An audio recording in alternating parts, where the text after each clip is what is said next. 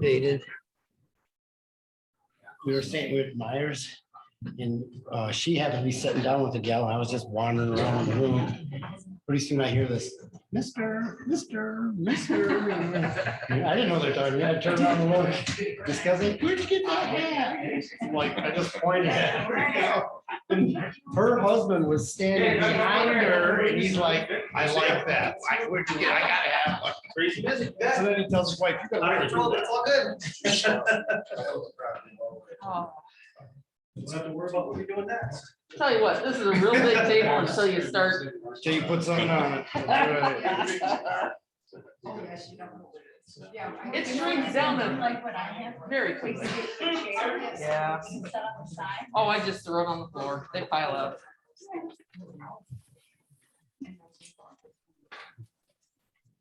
So were you a civil engineer? Pardon? Were you a civil engineer? No, mechanical. Oh, okay. Okay. I was for 20 years. I've been looking for Michigan Tech hats at garage sales. Oh, okay. Last spring I found 3. No mechanical engineer. Yeah. Is that where you went though? Yeah. That's my son went for mechanical up there. Oh, really? No, I don't think he's gonna be on virtual. When I went there, a tablet was a piece of stone. Yeah. Yeah. There's so much And on the our computer agenda, was a slide rule. and I brought my copy of the He's zoning ordinance. so- Pardon? I'm hoping I won't need it, but I was. it's a one of those things you co-op want to have it with Ford and junior college. right here and available. And I worked there for about 3 years after I came back. I worked in Connecticut about 3 years, in the aircraft. And go back to Michigan. Worked for Ford for a little while and then went to Chrysler. Stuff back then. A lot of neat stuff. Yeah, oh, yeah, I was early. What was that? Early introduced to Mustang. Oh, boy. Yeah. 12 years ago. Yeah. When that came along. He does the truck frames for the F-150. He does the truck Oh, frames. okay. So, yeah. I was in the minivan and the PT Cruiser. Oh, the big minivan. dude. Minivan was in the for a start. Yeah. Uh-huh. Yeah. Yeah, when I saw the PT Cruiser experiment build up, I said, oh my God, that's my dad's And 37 then Ford. something, yeah. Yeah, well, I love that car. our new business, Last A, B, and C, prototype, last my year intention is to during move that COVID, up above unfinished And usually business. they go down to Elizabethtown. But because this agenda is set by our bylaws, I can't just say, hey, that makes more sense to put it up here. So. Oh, yeah. Yeah, totally different. Yes. Yeah. Yeah. So now they actually sold the engineering department building. And Okay. they're all working out of their houses. You know. Well, we're, My buddy's getting real close. son and his wife both work for Ford. One of his sons. And he just got promotion to be in the electric vehicle program. Well, we have 4. Yeah. Total different setup. I don't know. So who we're missing Alex. I don't think makes sense. There's areas in the country Yeah. you could use a battery powered car, but the problem is you go home and plug it in, all the lights gonna go Yeah, on. right. We don't have the generator power to support it. It's not there, it's not gonna be there. So all these greenies are, boy, it's gonna be a mess. Only after free money and stuff like that, subsidies. Yeah.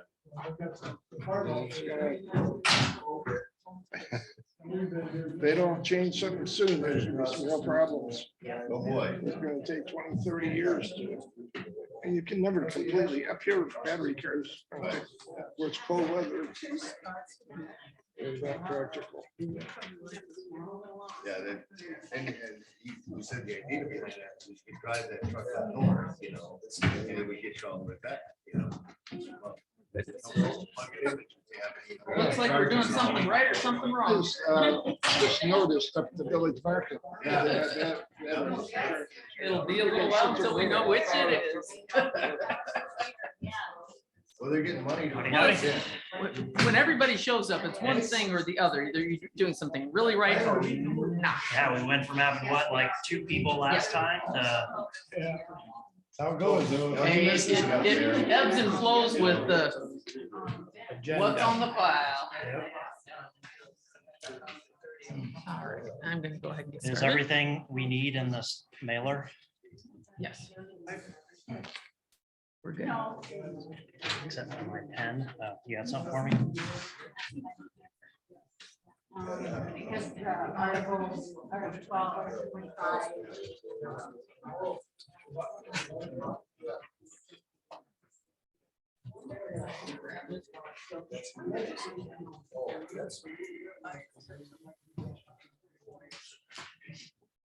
Okay. Ladies and gentlemen, we're going to call the meeting to order at 7:01. If you would all please rise for the Pledge of Allegiance. I pledge allegiance to the flag of the United States of America and to the republic for which it stands, one nation, under God, indivisible, with liberty and justice for all.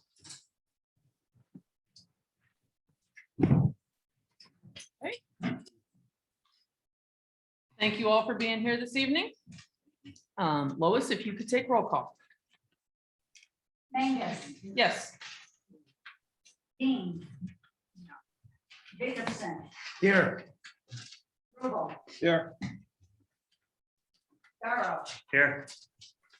Eaton, Here. Yes. Right. Set or adjust the meeting agenda.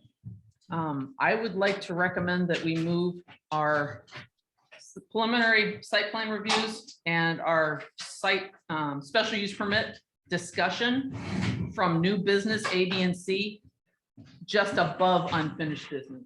So that those that are here to specifically comment or participate in those sections of the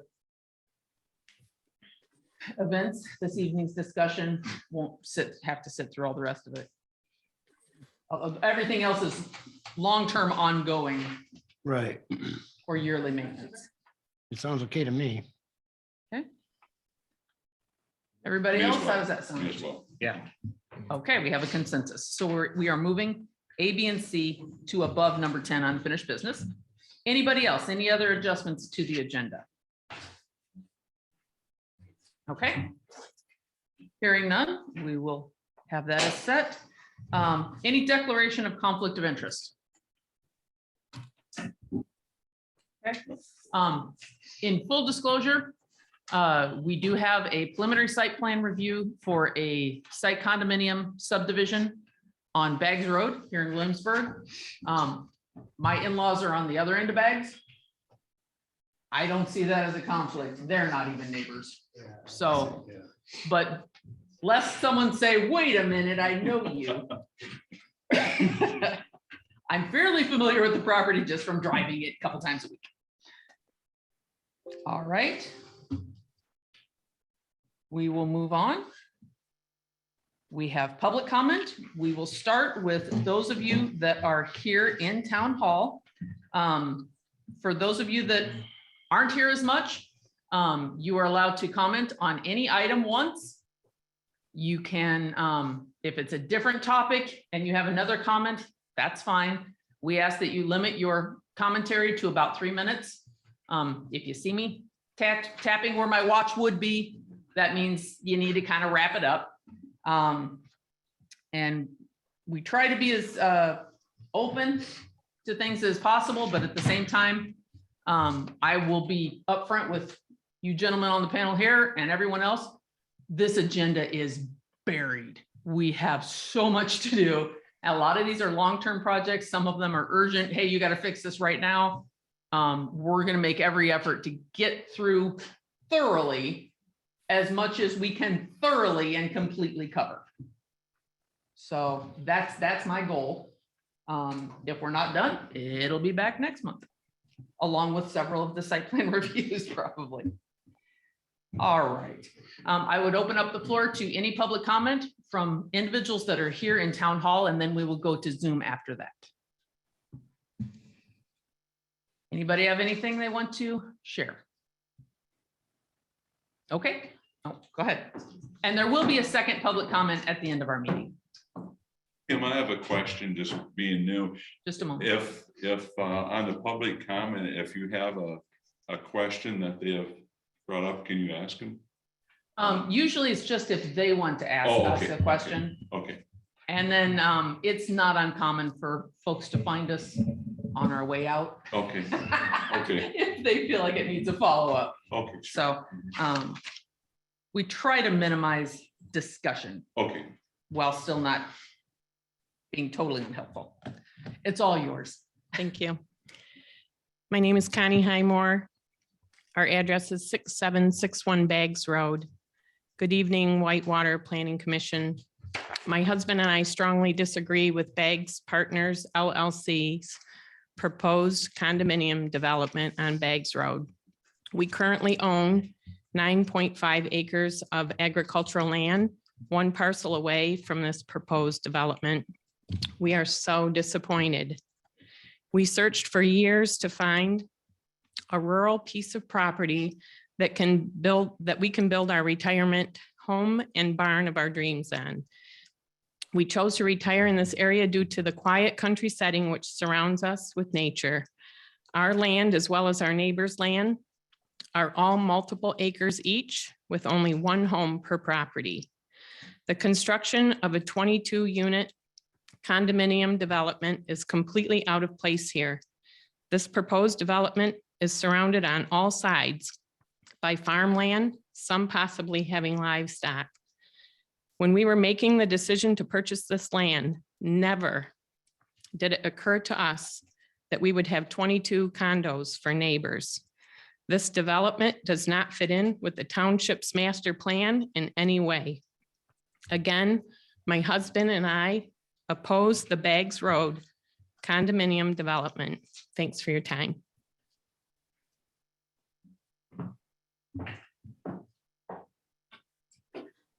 All right. Spell your last name, ma'am, Connie. H-Y-M-O-R-E.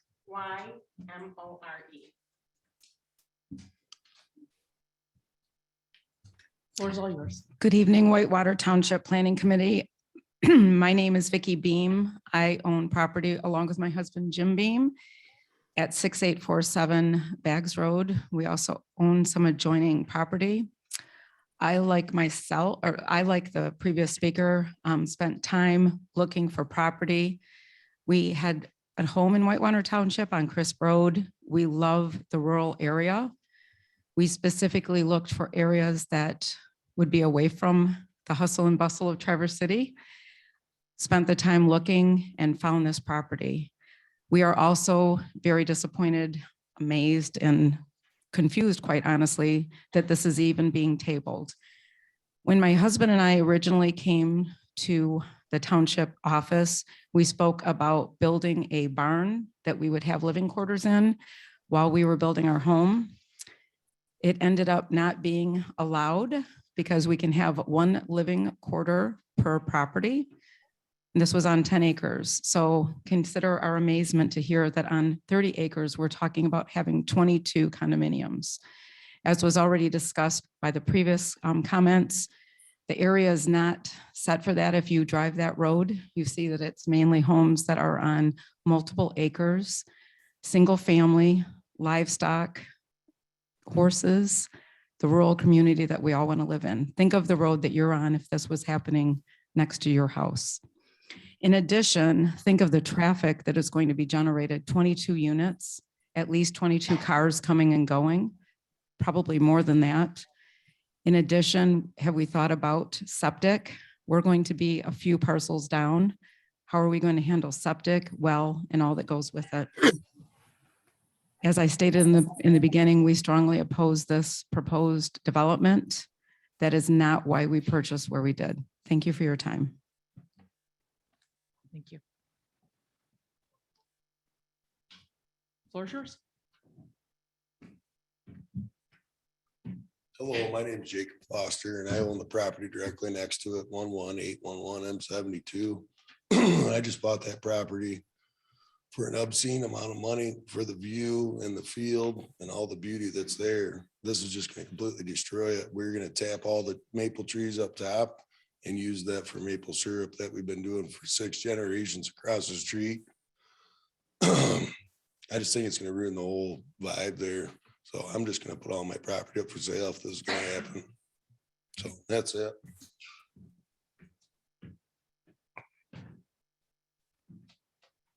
Okay. Next. No, you're fine. Hello, Stacy Van Washenova, VAN, capital WASSHNOVA. My property is at 7400 Hoyles Drive. Good evening. I'm here to speak in opposition of the proposed condominium development on Baggs Road. Based on the township master plan, Baggs Road should be maintained as an agricultural area. The rural nature of the properties on Baggs Road are not consistent with a crowded condominium development. From an excuse me, an infrastructure standpoint, the intersection at Baggs Road and M72 is dangerous enough without adding the traffic load of an entire condo development. I mean, have you ever tried to turn left onto Baggs Road on a Saturday in July? Not good. These are all no outlet roads. Where's all the migrating traffic going to move to? Hoyles Road is in, I mean, horrible conditions. It's barely drivable now. Lakeside Trail is a dirt road. The overflow parking from the boat launch already causes issues along both sides of Lakeside Trail and Baggs Road. This is just the tip of the iceberg as far as the issues that an unwanted condo development on Baggs Road will cause. Again, for the record, I strongly oppose the Baggs Road condominium development. Thank you.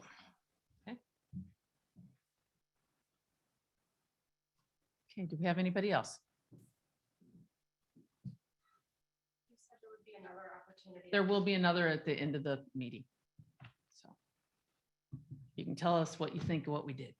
All right, anyone that is currently on Zoom, please use the raised hand icon or wave your hand back and forth so that Lois can see that you have something you would like to contribute.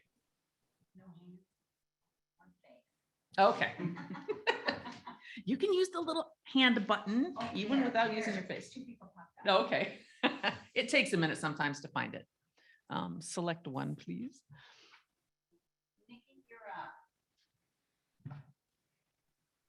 Nikki, you have the floor. Can you hear me okay? There you go. Okay. I oppose the development on Baggs Road. I live down on 7999, right across from the access. It doesn't fit here, just like everybody else said.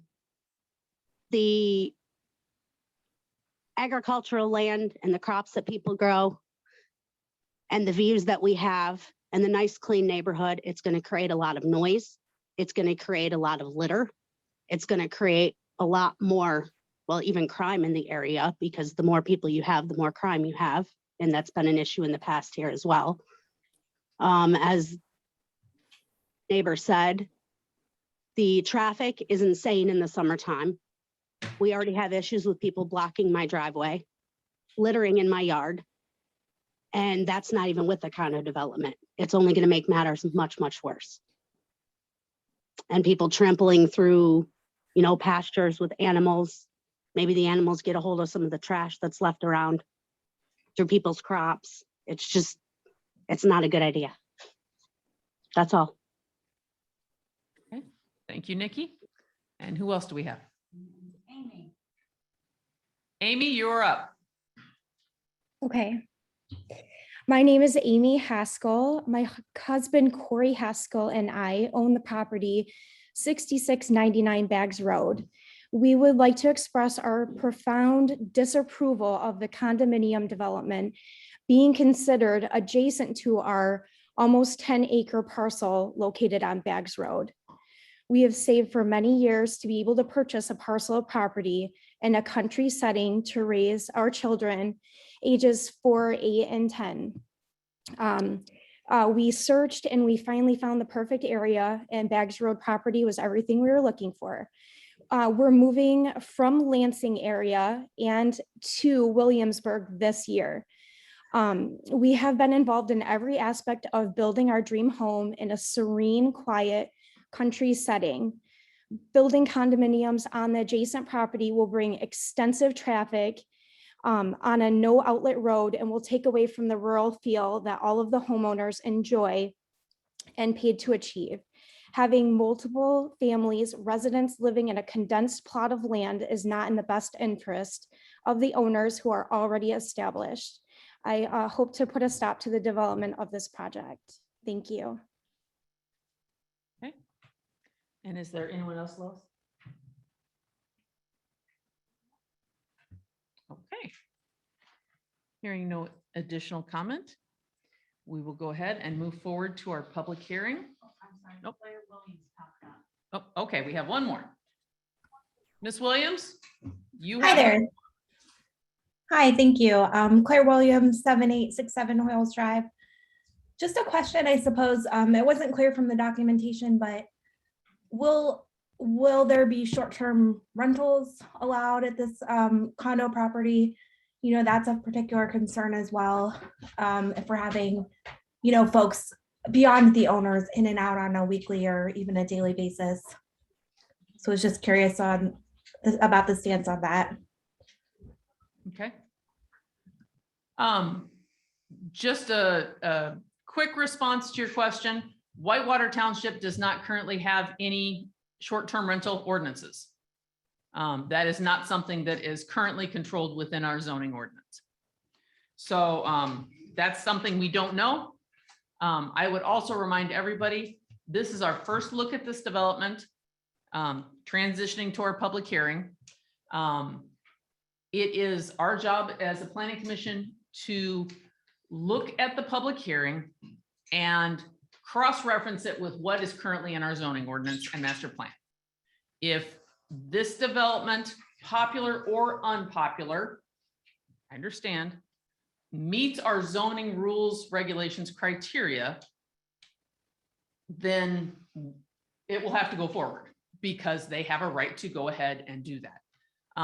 But this is your opportunity to let the developer know what you think, contribute any additional commentary. Anybody who wants to send a note to the developer is welcome to do so through our zoning administrator.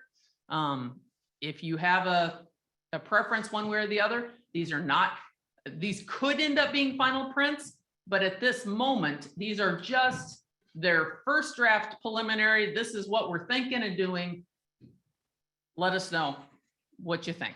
So we will get to that in a couple minutes. Right now, we have a special use permit that is in front of us for public hearing. And this is on a separate topic, just so everybody knows. The process will be the same if this one comes back for a final review. Okay, gentlemen, some of you have not been through our public hearing process before. So Lois has provided us with our classic cheat sheet, which is just helpful to keep things in order. So to start with, what do we have for time? 7:19. Okay, we need a bigger clock or better vision. All right, I'm going to open our public hearing at 7:19 on the veterinary clinic at the current site of Sens Market. And I believe we have someone here. Is Bob currently online? Yes, Bob is currently online. If I can address the planning commission for just a moment. Floor is all yours, Bob. All right. Well, I'll try not to take up too much of the floor there. Thank you, commissioners, for showing up so we can have a quorum and do business. I would like to introduce this. This is a public hearing. This is a special use. You received my staff report. It's a veterinary hospital, clinic, and related kennel facilities are listed in the commercial zoning district as a special use. It's before you tonight because according to the zoning ordinance, again, as outlined in my report, it is out of my purview and ability to review, so it comes before you. I've tried to use my report in a couple of locations as a training opportunity as well. My decisions are pretty much black and white, and in my report, you'll see some highlighted areas and big bold letters that say fact. Those facts are taken right out of the zoning ordinance. Fact, the property is zoned commercial. Fact, the particular request that they are making is listed as a special use in the zoning ordinance. Fact, you have an existing building that meets the setbacks. No new construction is being proposed. And when you go into Article 25, through the administrative review that a staff member like myself can take care of, it bounces right back to the Planning Commission. And because it requires a public hearing, and because it requires some discretionary decision-making on your part. My review of the zoning ordinance and the particular site plan standards, with no new construction being proposed, no grading, the Planning Commission may find it reasonable to waive some of the standards. I, again, did not waive any of them, but as an example, I asked, and you'll see it in the report where the applicant provided written documentation, such as a topographical survey. We're looking at an existing building with no new construction, no additional stormwater runoff. I personally don't believe it's necessary, but I don't have the ability to waive it. And after meeting with the applicant and the applicant's agent, if they did not believe it was required, to justify why they don't believe it's required. And I believe I saw Mr. Bill Crane from Crane Engineering representing the applicant. And again, you have my report and my recommendation, and I would appreciate it if you would give him the floor now. Yes, please. And I will state our notice was published on the 13th of this month in the Record Eagle of February, yes. And a notification was sent to all property owners within 300 feet. Sir, floor is yours.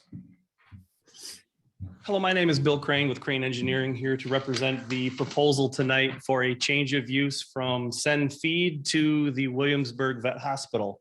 As Bob stated, as part of the C1 zoning district, a vet hospital is a special use permit.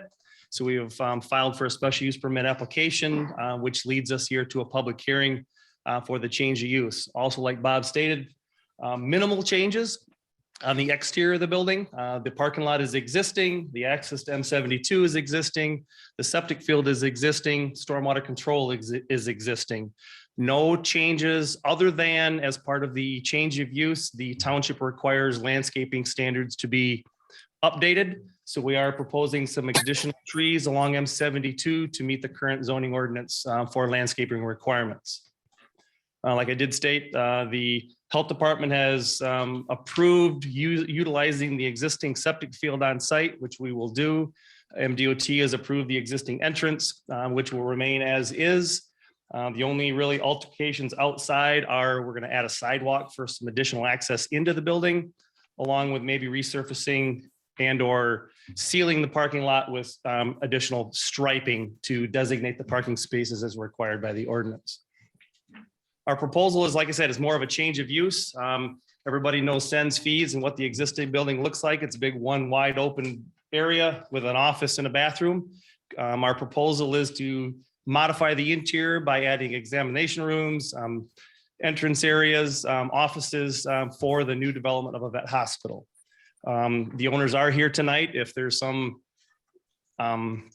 interior operations that I may not be able to answer, if you have some questions, they're the experts at that, and I'm going to let them address those questions and concerns if there are anything. We did provide a preliminary layout of the building itself, which kind of shows some of the modifications that are going to be done inside with the exam rooms, some of the elevations. We will be adding a few windows and a couple more access doors along the west side, along with a new sidewalk to service those.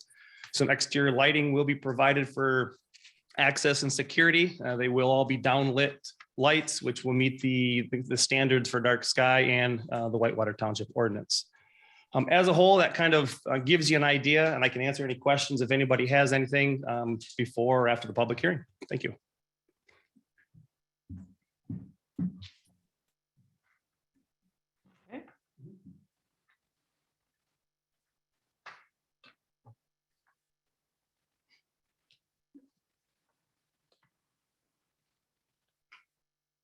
All right. We have received no correspondence on this public hearing. I am going to open up the floor again in a moment. And this is a little more structured form of public hearing. If you're here to comment on specifically this veterinary clinic's public hearing, we will have people for, people against, and neutral. And that is an opportunity for you to speak up on this project. Regardless of where you stand on this project, as individuals who are attending, I would ask that you sign in on our sheet over here on the side table. We are required to keep a record of individuals attending our public hearing. And I did have one other note I was asked to give you. Gentlemen, please make sure you're keeping your microphone close enough to be effective. Ladies and gentlemen in the audience, if you can't hear us, just wave your hand and point at your ear, and we will try to do whatever we can to adjust. We've been having some issues with the sound system not being fully effective. I understand while I'm asking all the men to move the microphones closer, mine isn't, because I have a tendency to blow out microphones. I kind of came with my own built-in sound system. So if you can't hear me, flag it too, but it's less common. All right, I'm going to open up the floor for anyone who would like to speak in favor of the proposed veterinary clinic on M72 at the current site of Sen Brothers Feed.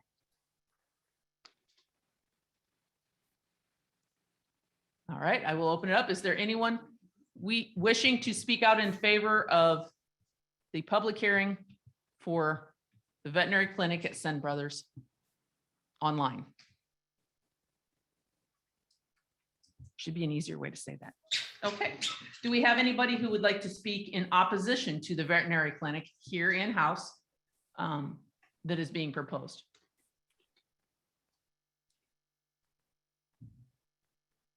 Okay.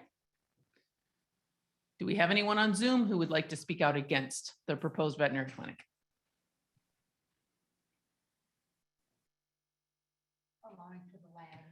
Yep, understood. Understood. All right, and do we have anybody who has not spoken for or against, but still has something they would like to contribute on this topic? This would be the neutral. Okay, do we have anyone else with a comment on Zoom?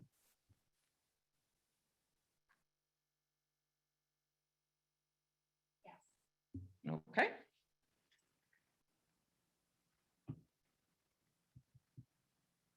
And go ahead, Mr. Harshfield. Thank you for taking letting me speak. I couldn't find to raise my hand when you wanted someone to speak in favor of this. We're a rural community, and to me, a vet clinic in this area would be a positive thing for our township. It provides high-paying jobs, and it would be a wonderful addition to our community. Thank you. Thank you, Vaughn. Okay. All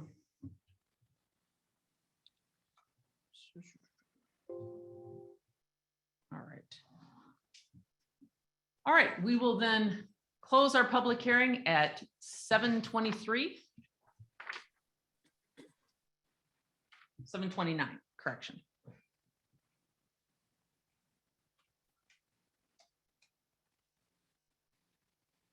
All right, and despite the fact that our cheat sheet says discussion, that will be part of our agenda in a couple clicks. We will get there.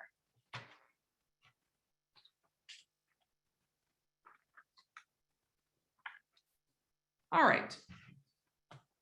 Correspondence. Oh, sorry. Approval of minutes. We have our minutes from last month's meeting. I thank you, gentlemen, for being able to make it so that we could at least go through the meeting. I apologize, I was not able to join you.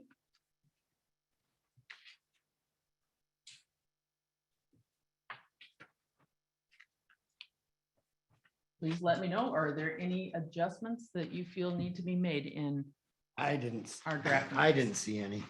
I thought it looked good. Okay.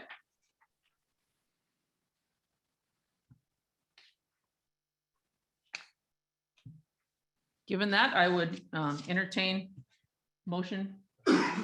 Four.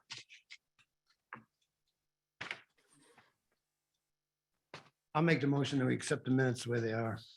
Okay, Second. I have a motion and a second. Any further discussion? Okay, roll call when ready.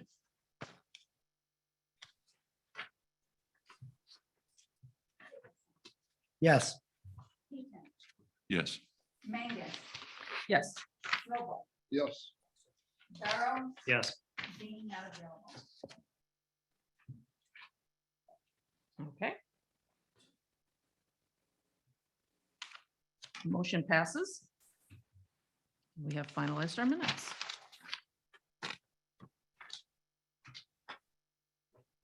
Okay, and correspondence. For those of you who aren't used to being in our planning commission, 175 page packet is not our norm. Sorry, guys. That being said, what this was correspondence from Linda Slopesma. She came across the state's guide for what should be in an ordinance, how to run these things, their advice, and that's what she was forwarding here. There was one additional attachment that we were unable to add as we could not get the link to function properly, so it was not added to your packet. I believe that was the checklist that they provide by the state. Was that? Instruction booklet. Okay, it was their how to go through the application booklet. So anybody that would like access to it, we can, I can get you the exact name so that you can try to link through. It's just once the link had been copied a few times, it was saying it was password protected and wouldn't let us in anymore. So. Is part of the packet, that page that he has there. Yep. Shows. That is the link on that top page. Complete link. Okay, I thought that All link these was links the first, I thought that was part of the first section pack. They're all corresponding, and once you get on one online, they will link through to each other. So that's as close as we got. The missing link that we couldn't get was like another 200 pages. And we figured it was better to give you the link than to try to find a way to get it off the web. Lois spending 3 weeks printing off. Yes. So not that it isn't very relevant, but most of us would rather just pull it up and look at it online. Okay, so that was the only correspondence this month, was these the reference material from Ms. Slopesma. All right, reports and presentations. Bob, your zoning administrator report, the state of the state. What do you got for us?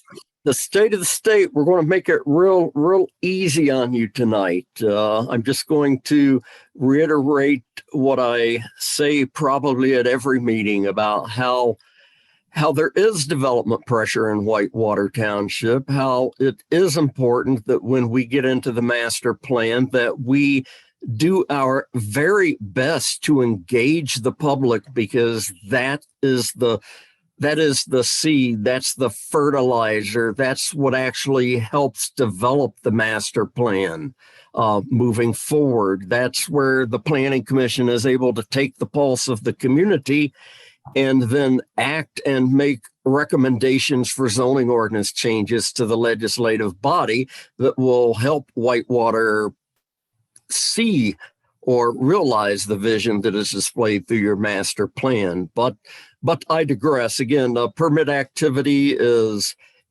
slow as it typically is this time of year, but inquiries continue, especially along the M72 corridor, and especially as demonstrated by your agenda this evening. That's all I have for you. Thank you.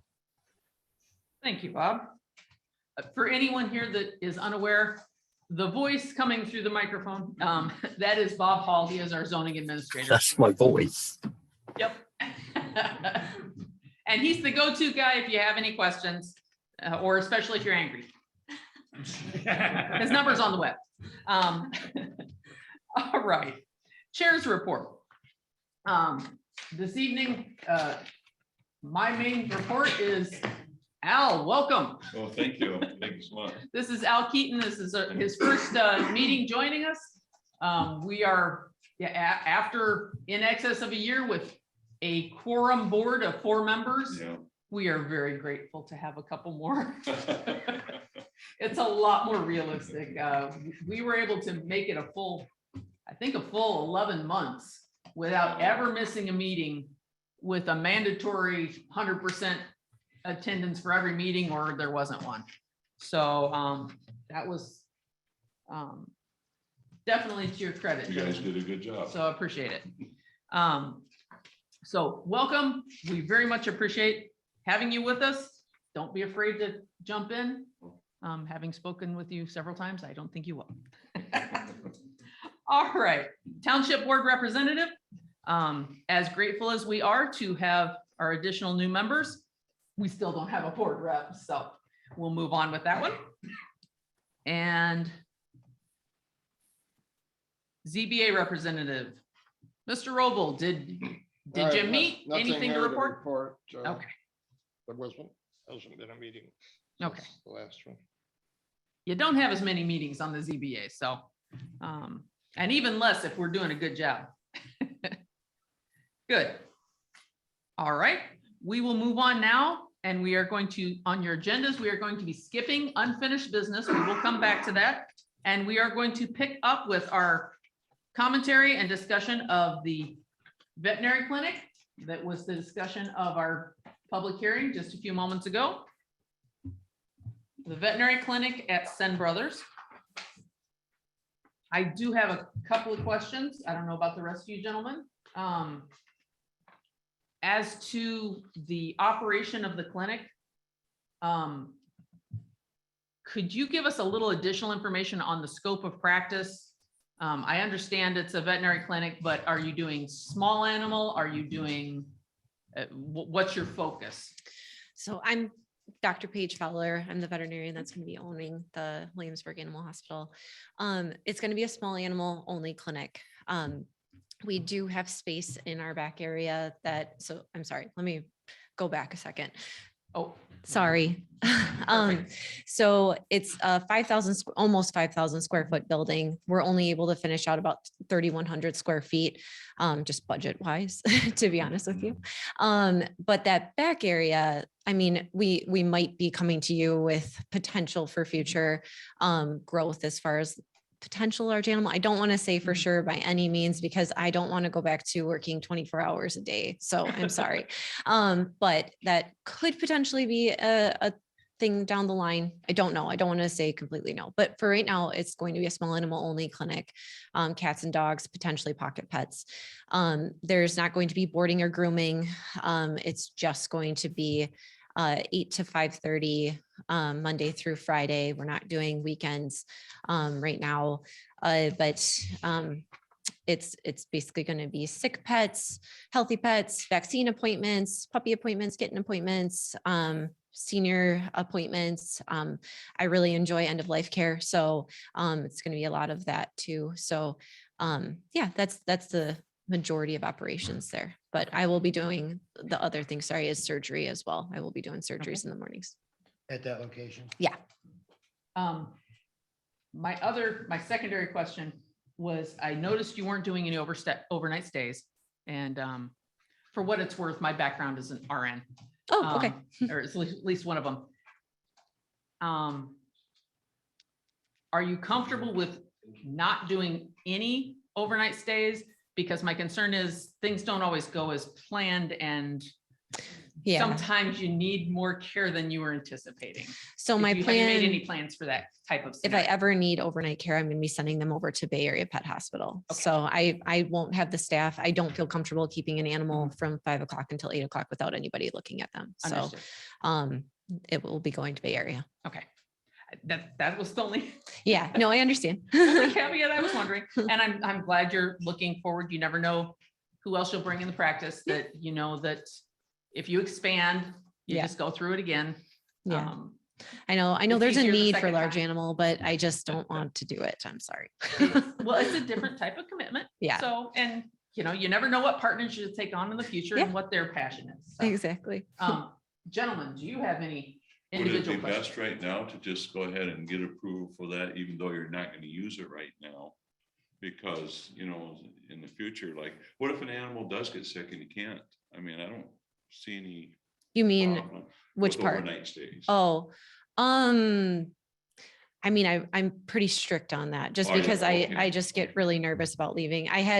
I'll explain why. I had one cat that I kept over. I used to work over at Elk Rapids Animal Hospital. I had a cat that was blocked that I kept overnight. It wound its leg up in the IV line so badly that it basically was trying to take its leg off. So I am terrified to do that. So it won't happen. Okay. Now if like there was something else that came down the line where urgent care was something that, you know, I potentially wanted to look into, I would probably be back to you guys again and not do that right now. Cause I really, right now, I don't have the staff for that. And it's really just a matter of us making sure you're aware. I You just appreciate run that. back through the process. Yes, thank you. You know, once you're there, it's a pretty straightforward thing. But correct me if I'm wrong, you've already made arrangements there's another veterinary clinic that does do round the clock care that you Yeah. can partner with for those occasional. Right, yes. You know, most of the time, if they're not stable enough to go home, they're not stable enough to be alone. Right, exactly. Understood. Yes. Okay. With your surgical needs there, is there gonna be any specific garbage disposal needs that are gonna be required?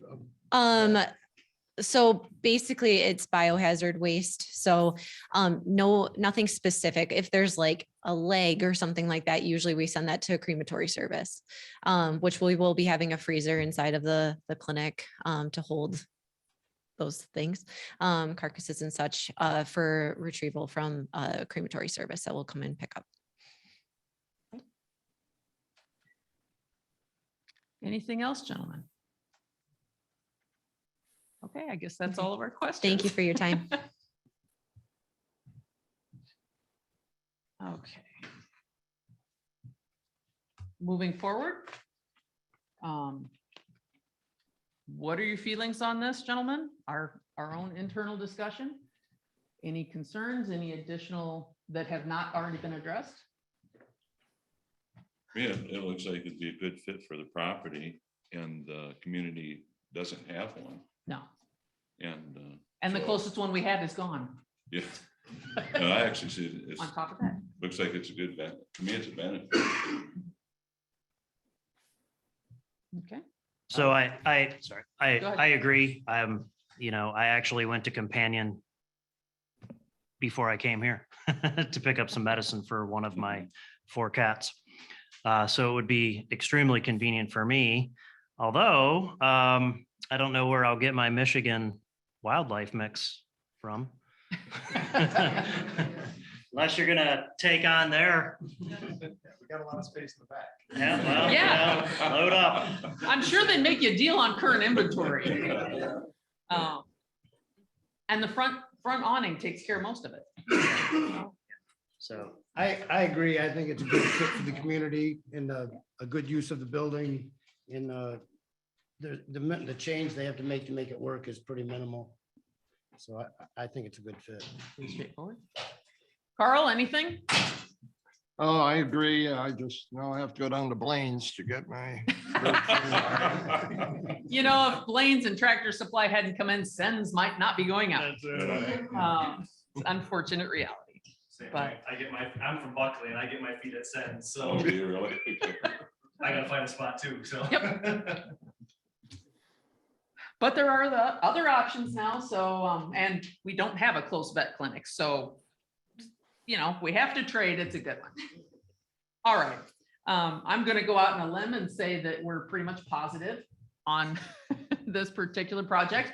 So our next step is, because this is a special use permit and this is a public hearing requirement, we need to not only say, yes, we love it, hooray, we have to say why. And it has to be part of our official record, and it's called findings of fact. So the most obvious findings of fact, on most occasions, will come right out of Mr. Bob's report. So I would direct you gentlemen, it is the page that looks like this with the yellow highlighting on it. And what we need to do is go through, go back through Bob's findings of fact and determine if those or something similar would work for us in terms of our findings of fact of why it is, so that 20 years from now, if someone comes back and says, why did you put a vet clinic there? Why did you let them move in? They can look, and this is why we said that we did it. Can I make a brief statement? Go ahead, Bob. I just wanted to butt in. My facts are based upon my decision and my report. Your facts need to more or less focus on the relevant sections of the ordinance. You're looking, a special land use has two elements. It has a site plan review portion and has a special use portion. Where our special use portion currently only has basically complying with the act and making the proper publication notification, which was done. But as far as the site plan review, that's where you need to look at the elements of the ordinance. And as we get further into looking at this Article 25, when you have 20 some plus standards that you're looking at to see whether the site plan complies, that can become a very burdensome task. But you'll find that a lot of those are just detail oriented, like Bill Crane already expressed, the lighting, the topography, the drainage, the well and septic, those, because there is no substantial change, he's already gotten approval from the appropriate departments. The health department he's working with, he's working with MDOT, for the access, the ingress and egress. But those things in the ordinance that you need to look at and refer to in making your decision. And thank you for reiterating to the Planning Commission, as much as you may feel that it's a wonderful asset to the community, you have to say why based upon provisions in the ordinance. Thank you. Okay, thanks, Bob.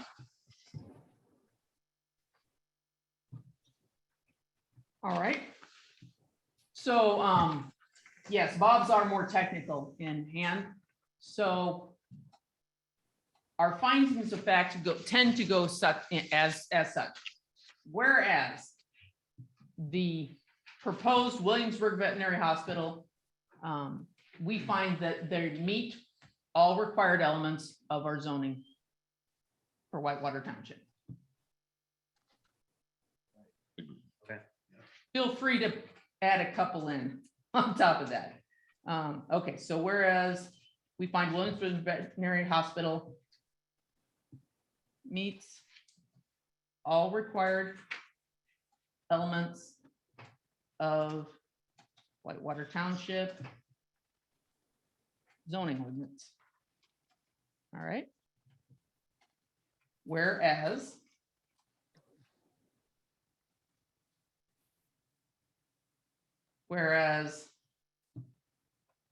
this facility, we feel this facility is compatible with the surrounding neighborhood and the character of our community. Is that wording? Yes. Anybody have Perfect. better Yep, wording? sounds good. Okay, you may have to, I don't know if I can remember that. Whereas we find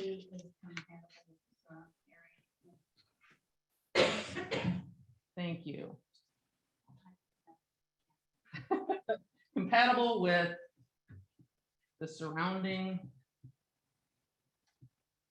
businesses and this community.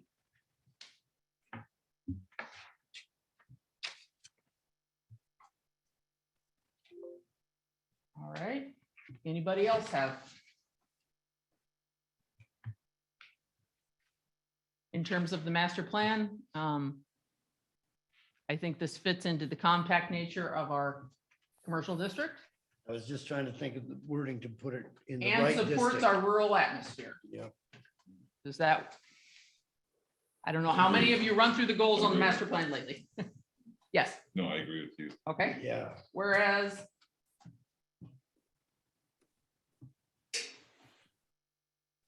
facility supports compact nature of the commercial district, which is one goal.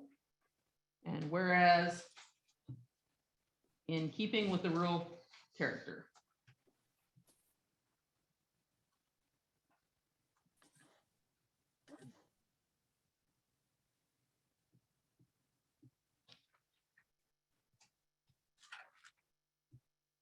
All right. We hereby approve the facility as proposed.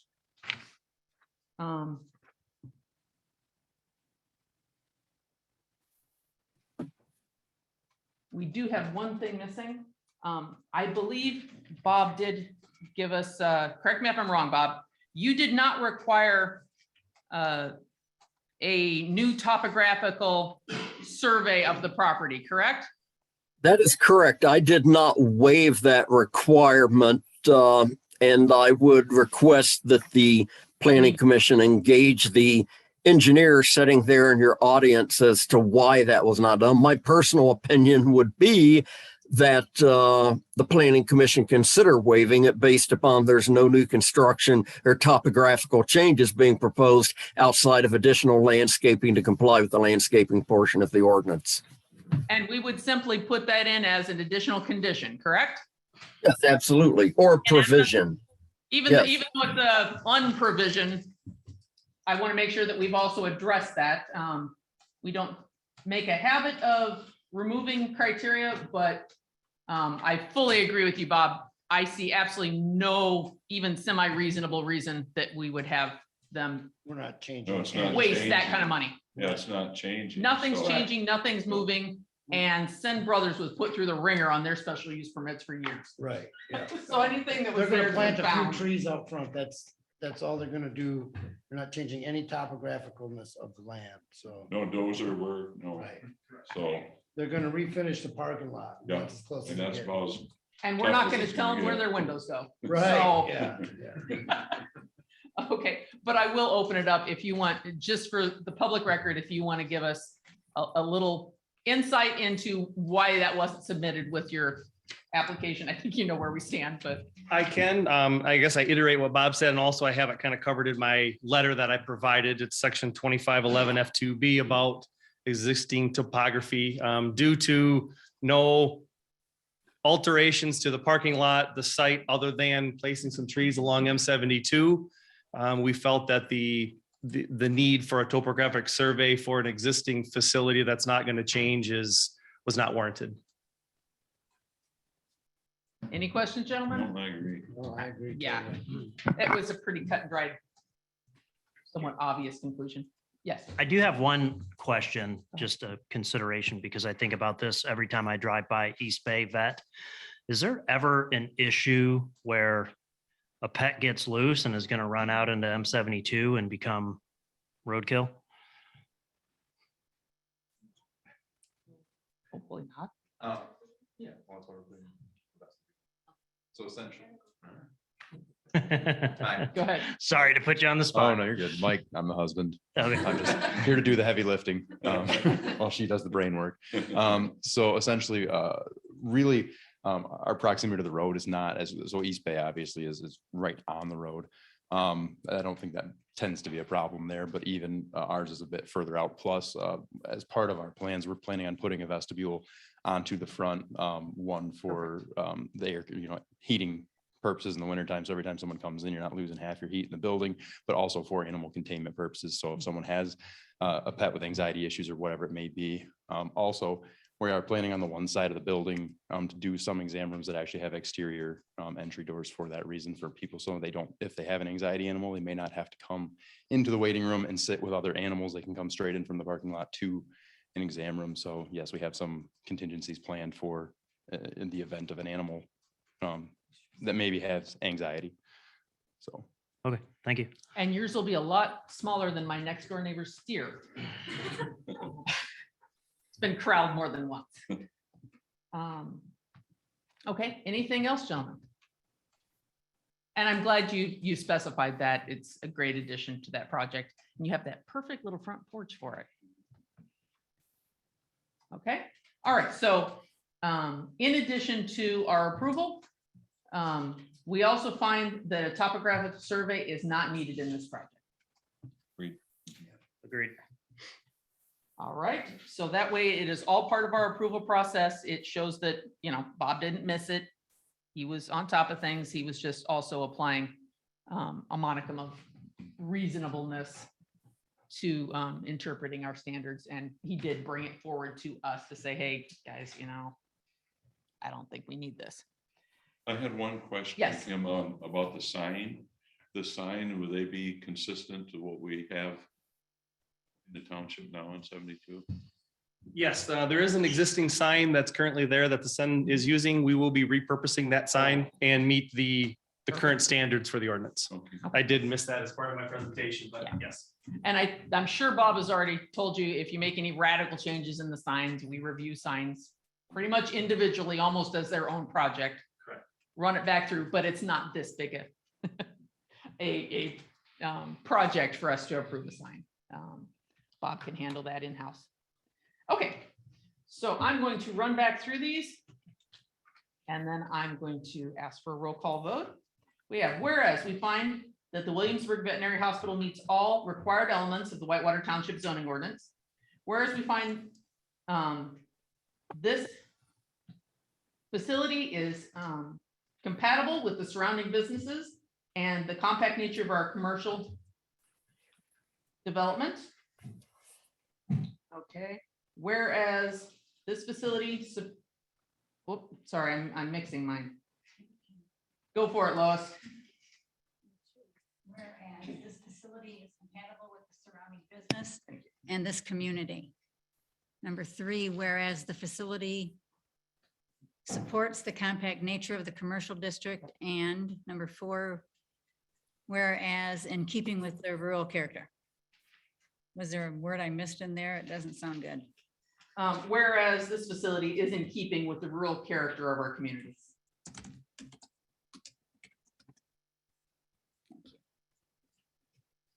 Let me see.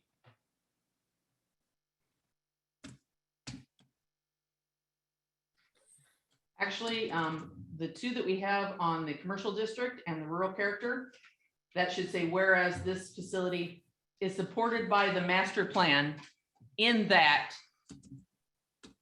it supports the compact nature of the commercial district and is in keeping with the rural character of our community. Both of those should mention the master plan.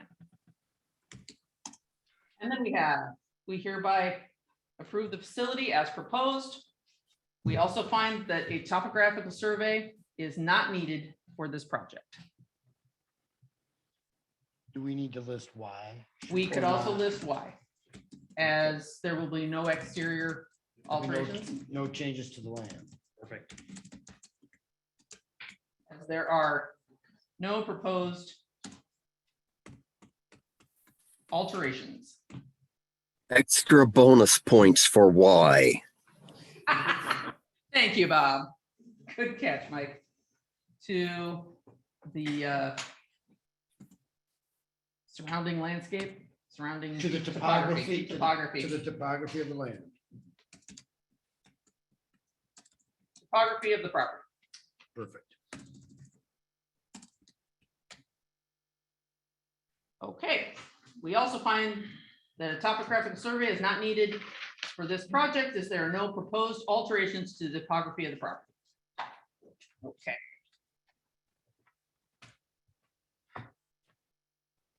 All right, Lois, roll call when ready, please.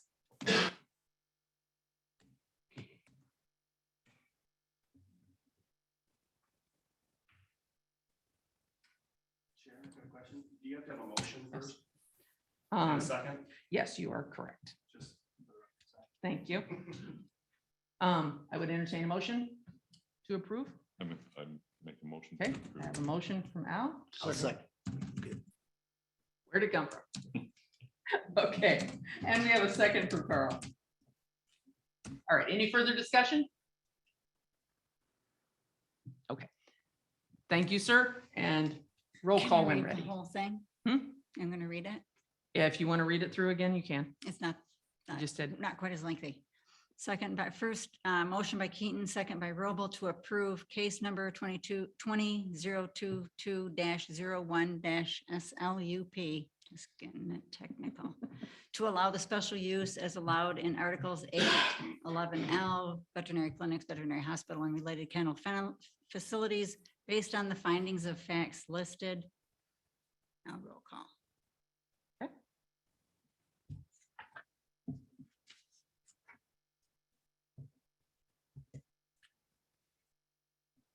Darrow, Yes.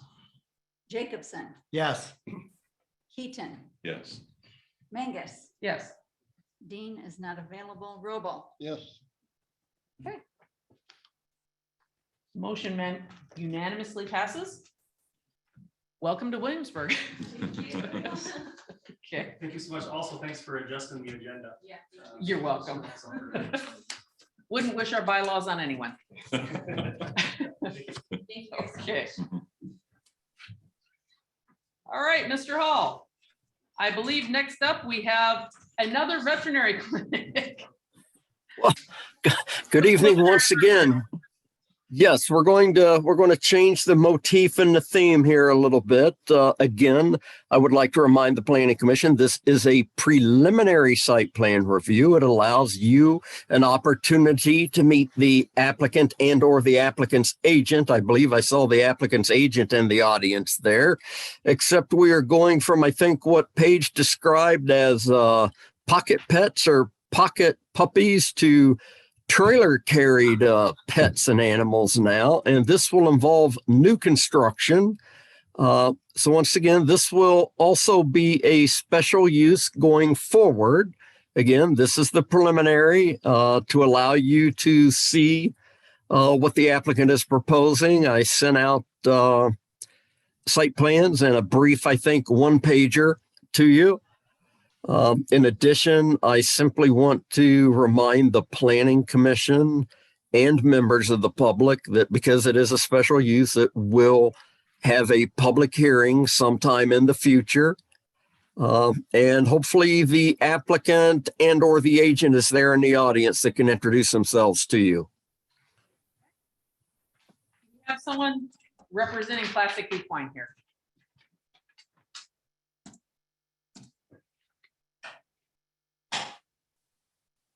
Do we have someone representing Classic Equine online? Well, this is not a good beginning. They were informed when the meeting was. I didn't see any hands or heads go up, so, okay. I would thereby toss it back to you, Bob. Contact them. We will have to reschedule. I No don't problem. feel like appropriate for us to do a preliminary review without someone to review it with. I fully understand. Thank you. I don't, yeah, correct me if I'm wrong. Do we have any responsibility to go over it if we do not have anyone here to review it? I don't want to say you don't have a responsibility. It's certainly in, I think, your best interest just to postpone it until such time as the applicant can be here to address any issues that you may have with the preliminary, or they can choose through my discussion to continue direct to a final site plan review, in which case your next meeting with them will be at a public hearing. And I will also throw it back to you, Bob. A pre-preliminary review, they can schedule a early review with yourself and up to 2 other planning commissioners. Absolutely, yes.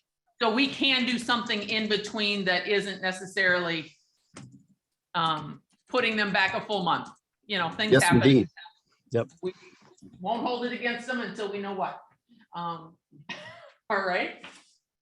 So gentlemen, right, if you had questions, set them aside, hold them for later. I'm sure that we'll get back to them. Okay, and we will move on to the preliminary review. Bob, I'll send it back to you if you have an introduction for a proposed site condo on Baggs Road. I do. Thank you very much. And I want to say, first of all, by way of introduction, you know, planning commissioners have a tough job balancing property rights. And I'm always amazed at how I get moved and I hear members, I learn something new every time I attend a planning commission meeting. And as planning commissioners, you heard, and again, let me remind everyone, this is a preliminary review, not a public hearing. And the reason we're here is because the ordinance says we need to be here. You heard many members of the public give you viewpoints on their concerns regarding a proposed site condominium. I would ask the Planning Commission to look at your zoning ordinance. Article by article, you have an A1, you have an R1, an R2, an R3, a commercial, a village, and an A district for agricultural. There are more than just homes allowed for a reason. You also notice listed as special uses in some of those districts, planned unit developments.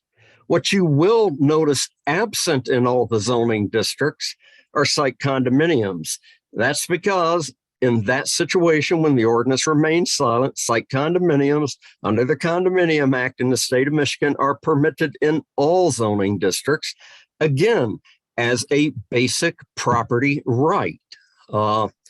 If they were not being considered, this job would be easy for everyone because you guys would be out of work, because the only use allowed in any zoning district would be a single family home, which no one finds objectionable at all, except for the guy that wants to move in next door with the site condominium. So I'll leave it at that. And I do see the applicant's agent in the audience, Mr. Doug Mansfield from Mansfield Land Use Consultants, for an introduction.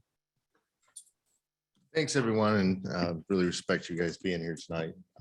Change is not easy, but that's why myself and the developers are here.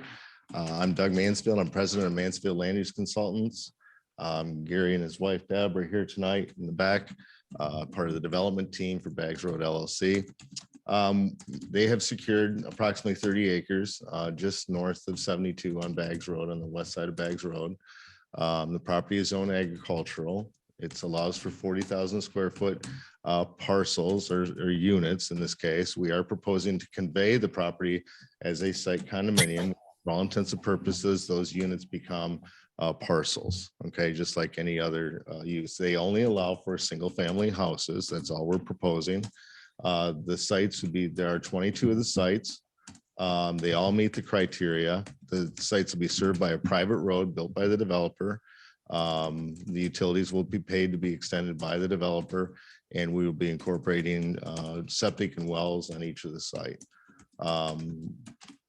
The reason we're here tonight is out of respect and courtesy to you, because people are going to start seeing stakes out there while we work through the issues with the health department, the road commission, the drain commission, these kind of things. And we wanted to just come here and make you aware of that. So we've got some work ahead of us. Right now, we're being slowed down by the 2-3 inches of ice that's on the ground, covering making the ability to dig in the ground rather tough and do the test pits and these kind of things. But in the next month or so, you'll see our final design for the road. You'll see our condominium documents that establish the bylaws, the association, the covenants and restrictions, which include the sizes of the homes to be built and what they're to look like and these kind of things. So they'll be able to review those. But more than anything, it was really to come here tonight and just tell you, hey, you're going to see people out there, you're going to see flags, and we wanted you to know what's going on and see if there was any questions or concerns. So, and like I said, myself and the developer are here if there's any questions of the planning commission. Thanks. I have one question. Okay. Have any perk tests be done knowing that the soil will handle, the 1 acre sites will handle the required, the perk test? So right now we've done the soil analysis. They picked up the parcel in the winter. So we'll be doing those probably in the next month with the health department on site. Yep. And doing exactly that. Yeah. So there'll be a subdivision site report if those are all approved with the stake. That'll actually establish where the septic fields are to be placed on the site. Yeah, and they may not handle, they may need more than 1 acre. Right. Yeah. You've seen I mean, in your package, there was the soil. Soil types. What's your gut feeling on that? I have one area that there's a drainage way that extends from the northwest to the southeast, and we've actually, We actually, those lots adjacent to that are almost double the size of some of the others Yeah, I you- noticed to that. incorporate that. So, And you split it down the lot line. yep. So, Question, Mhm. I'm assuming this has not gone through the drain commissioner's office yet. I noticed on the print, I didn't see any intent for drainage, right. So this. basins, ponds, et right. cetera. What was your plan for So that? we'll be designing a private road. And with the way it's a stormwater permit, and it'll go through the health department who manages the drain commission's soil erosion department now. So you'll have those before you have to make a decision. I was assuming we were just a little early on it, but I noticed. I One didn't of the see other one. things for us to get started is we need infiltration test on any places that we're looking to do stormwater, these kind of things. And You just- don't know enough on the soil yet to know Yeah. where you'd put it. We just can't get through that stuff that's out there right now. And you can't let the stormwater run onto the neighbor's property, No. which is typically running now. Yeah, Correct, yes. Where it Yeah. naturally Well, runs. Yeah, we're naturally, that ground all wants to pour into that Right, hole. right, yeah. You know, and we definitely, and Gary and his wife drove up here tonight just to hear the concerns of this, there is change.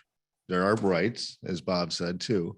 But we're trying to want to minimize that. And we're open to constructive criticism.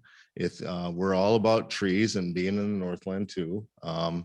I'm just down the road from here, so I love where I live too, and we all want to protect that character. So if there's constructive criticism, like you said, I think it's most appropriate that it goes through your zoning administrator to us, so you're aware of what's being said and part of that conversation too. But we're open to that, and that's part of the reason, again, we're here tonight, to open ourselves up, even though as early as it is. So Next question I have for you. Have you had any early discussions with our fire chief, Brendan Flynn, on the project? No, Okay. yeah, As I was reviewing it Mhm. and having been through the process here, the next thing I would strongly encourage you to do is sometimes Mr. Flynn has said, I'll review your project when you're done. Mhm. Don't take that answer. right. Have him review, even if it costs you some money, have him review the project now. Right.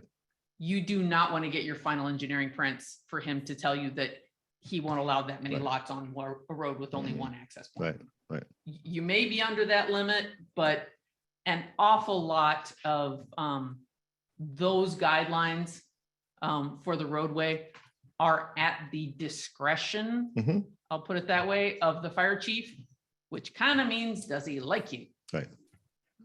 Well, similar. My personal interpretation. Again, Whether or not he until- thinks it's right. necessary, given your location, et cetera. Until we So- design the roads, which has to meet the vertical slopes and the widths of the fire Yep. department. But I would say this is very similar to the project we did on Supply Road. It's the same length of road, same size of road. And actually, we exceeded all the limits on that. So, But it's a different fire chief. oh, fun. Yeah, So- things change. I would, he came in halfway through my Okay. project and we started over. Okay, So I would strongly encourage you Sure. to get that one out of the way early. Okay. Because the standards being implemented are maybe a bit more stringent than they have been historically. okay. Well, we follow So the it's in your IFC. best interest to Yep. know sooner rather than later. Thanks.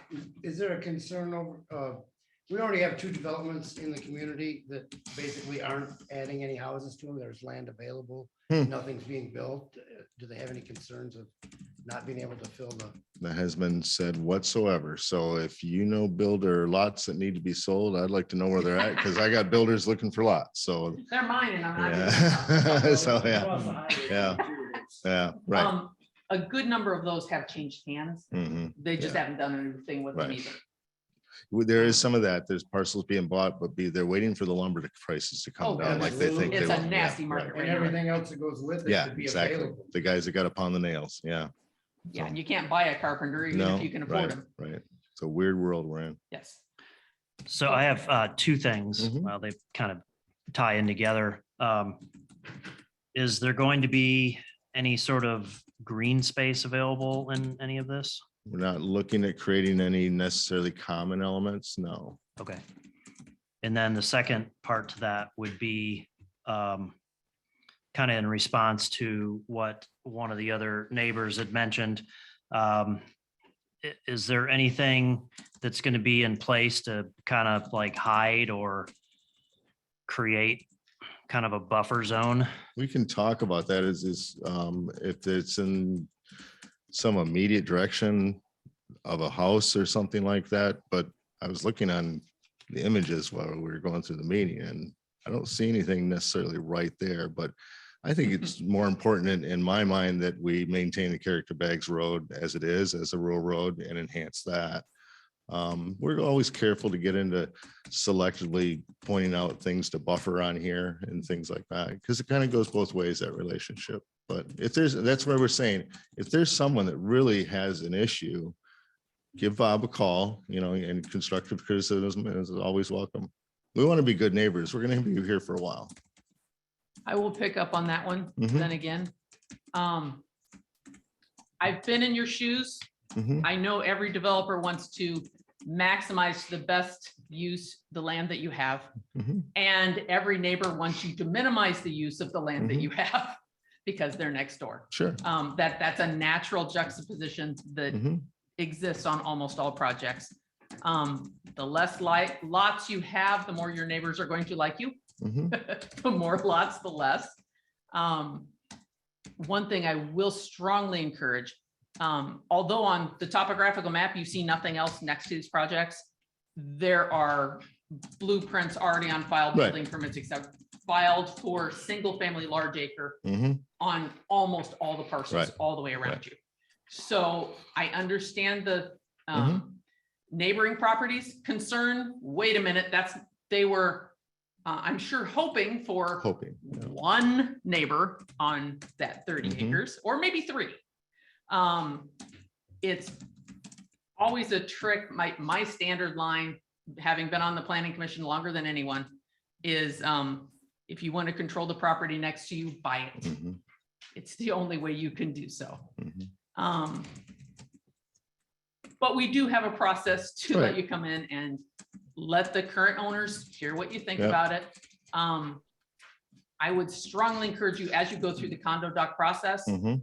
as you go forward, you're going to need to pay more attention than usual to notification to surrounding neighbors that they may have horses, sheep, goats, Mm. cattle Right farm at their doorstep. doorstep. Mhm. This is an ag district. We've gone through the process of, we should change some of our ag to residential. Mhm. I have ag land I'm building a Mhm. house on right Right. now. It has acreage. It's ag because I want it to be Mhm. ag and I don't want it to change from ag. Mhm. And if my next door neighbor has a steer that gets out on a regular basis, that comes with being an ag. Right. So please, as I see this being the type of development that is more likely going to appeal to folks that don't currently live in ag, they're going to need more notice and more notification from a sales point, from a mitigating of future issues Mhm. point of letting them know you are on farmland Mhm. and farmland gets farmed and sheep stink. Right. So to the best of your ability, make sure that you're well warned, your customers are well warned as you go forward, and take that into consideration where you can in your Mhm. planning and development Right. process. That's all of my checklist. Gentlemen, anything else? There was that subdivision, across from where you are in Calcasas County. Yeah. But that one there is done very nicely. It's got large lots of Mhm. beautiful homes. And that there, something like that, there'd probably be very little opposition to, I would Mhm. think. Well, a lot of that's done through the Land Division Act, so you never even give to the public allowable with that stuff. That was a mandatory 5-acre zoning. Yeah, When that was put in. Yeah. But you can make these, it's in your condo, you can make those larger if you chose to. Oh, if somebody could buy 2 or 3, yeah, so. Yeah. If you Or can you afford can it. design it then. Mhm. There is that price point at which Mhm. Mhm. you can't do the road and the utilities and bring gas Yeah. in when you don't have enough lots to cover it. So there's that balancing act. Mhm. But you would probably have, if it works into your business model, Mhm. 3-acre lots would probably be more popular than 1 acre lots, and 5 acre lots are even more popular than And they that. have to be as popular But you with the have to be able buyers. to, That's yes, the- but you yeah. have to be able to Yeah. afford it. Yeah. So I understand, but the character of that area and that immediate adjacent properties does lend itself very well to higher end properties. Mhm. I'll put it that way. Which was why we got a lot of phone calls, because we had a lot of educated people that share that same road Mhm. that have what they have and they want to keep it. Understood. And at the same time, please understand, we fully respect both sides of the property Mhm. markers' rights. Mhm. And we will do our best. And the higher end houses pay more for their lots as well, so it very well may. It's a calculation the developer have to make. Yeah. Yeah. So. Two yep. lots are almost, 2 1 acre lots are almost always worth more than 1 2 acre lot. Mhm. So it's a juggling act. So that's just feedback as you're Mhm. doing your planning process. I know you're still going through, this is a preliminary print. Right. Any other questions? Yes, Yes, go ahead, Carl. you said something You're up. that I. Your microphone, Carl? Yes, Thanks. you made a comment earlier, and so did Bob, that we cannot exclude condos. It's against state law. But is anybody considering our master plan? I just went through this morning again, the survey from 2004, all the comments, the master plan, and they stated in there, we're not in favor of high density or condominiums. It's right in there. But is this allowed by our master plan that is currently in effect? My interpretation would be yes. Mine is not. Okay. And Can I most, butt in here, Madam Chair? go for it, Bob. It's all The yours. the master plan is a guide. The zoning ordinance is the law, and your zoning ordinance provides for site condominiums. Yes.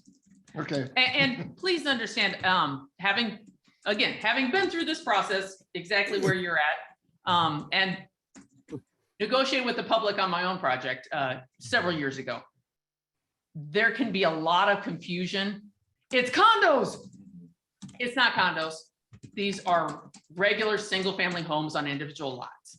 So, one of the questions we got was, well, what kind of fences are you putting in? I don't know. It depends on who's living there. Well, what color is the house going to be? I don't know. It depends on who builds it. These site condo is a more modern version of a subdivision. It is just a type of land division. It does not mean that it's anything other than a residential community with single family homes. So this is not a condo complex, 3 stories up on the water. This is not like Millbrook over here, Mill Creek, where they have a rule for all matching houses necessarily with matching roofs with the same shape and all the architecture is the same. They could choose to put some additional guidelines, standards, expectations, size restrictions, color restrictions in their condo documents. But for the most part, this is a residential community that is being proposed. And that's how we have to look at it here as a board. Does it meet the standards that are law in our zoning ordinance? And then it's master plans by definition are more open to subjective interpretation. I think of a high density condo as 3 stories on the bay, where you might think of 1 acre lots as high density condo versus 5 acre lots. That's why we define terms. Couple more comments if I can, Kim. Go for it, Bob. Just brief reminders, not only for the planning commission, but the general public, that although site condo is not a special use, I would ask that the planning commission, and I'm certain that the developers and the developer's agent have already reviewed the site condo provision in the ordinance. I would be highly amazed if you saw a public hearing next month, unless they have already been doing all the legwork required with all of the associated documentation that needs to be turned in. And if I missed the cover letter to the site condo, I apologize, but I would recommend that the planning commission, in accordance with the ordinance, set an escrow fee amount. I think I recommended 2,000 or 2,500 because our ordinance requires that we have all of this documentation reviewed by our attorney, and all of this is going to take some time as well. Okay. Recommendation. Yes, the recommendation is in there. So, I guess I'm gonna, any other questions from the planning commission? Carl, was that your primary concern? Yes, I also had a question on only Go ahead. one road going in and out of there. If the fire marshal has Yeah. approved that. There haven't been very many projects, but the only one that's been through during this fire chief demanded a second road. So just doesn't mean he will for you. We had a couple more lots, but not many. That said, gentlemen, are you comfortable with reversing the tables and seeing if the developers have any questions of us? Absolutely. Open? Is there anything that you would like to know from us? No. Okay, Mr. Manfield, do you have any other questions for No, us? again, I knew exactly what tonight was about. And again, I just, when the stakes cart going out, the people that are here get phone calls, and I just wanted to put that to bed. This is what we're up to. Okay. And we will come back when everything is complete. We are not asking for any variances or any deficiencies. So we'll make you whole and make this as factual and then fact-based as possible. Okay. And please understand, I think that universally the concerns we have shared with you are also heads up. In the past, we've seen this or this derail a project or cause unnecessary hiccups. We want you to see it coming before you hit that. I like to check all the hiccup. boxes. Yep. Okay. Okay. Gentlemen, I would entertain a motion to set a preliminary retainer escrow fee for the proposed project. Of the fee of the amount of your choosing, but I think Bob's in the right ballpark. I'll make that motion to set it for $2,500 like Bob recommended. Second. We have a motion to collect an escrow fee at the amount of $2,500 to be held for the proposed Bags Road condominium. What's the formal name? Okay, Bags Road site condominium project. You have a temporary name. Okay, and do I have a second? Second. Okay, I have a second from Alex. Any further discussion? All right. Hearing no further discussion, call for a roll call vote, please.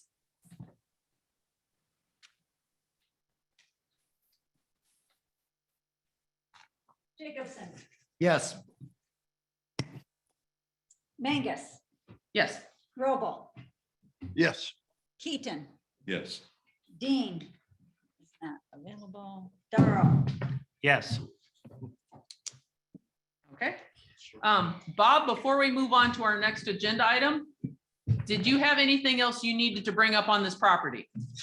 Just a comment to the developer and the applicants that based upon the planning commission's motion tonight and approval of the escrow, that I will be notifying them in writing so we can solidify that and track it. And of course, I'll coordinate that with the township clerk.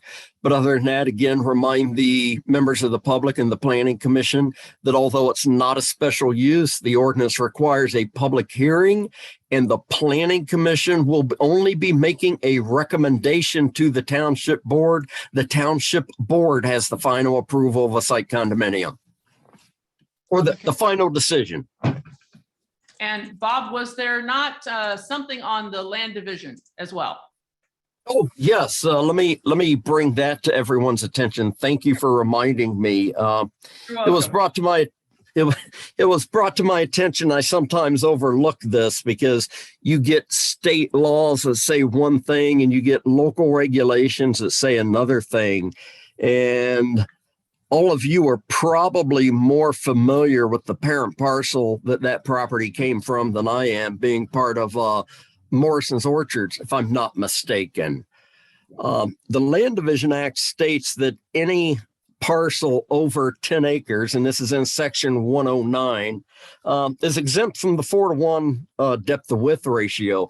However, in our subdivision control ordinance, land division ordinance, we supersede that with the 4:1. So there was an error made back in 2020. And if anyone wants to point any fingers, they can point to the camera in the back of the room because that's where I am, made the decision. And it exceeds the 4:1 depth of width ratio. After a brief conversation with legal counsel, which you usually do in these, because it was done 2 years ago and time has played a factor, and most of those parcels have already sold. And I know of at least one, if not two, have been issued land use permits to build on. I don't want to say let bygones be bygones, because that does not give the do credit to the action. It's basically I forget the term now, it escapes me, I'm sorry, but I don't want to call it selective enforcement, but the township is going to make it right by not taking away the owner's rights, because the error was made by the township in allowing a parcel to be created that exceeded the land division ordinance requirements. I don't know if I explained that well enough, but I hope everyone understands.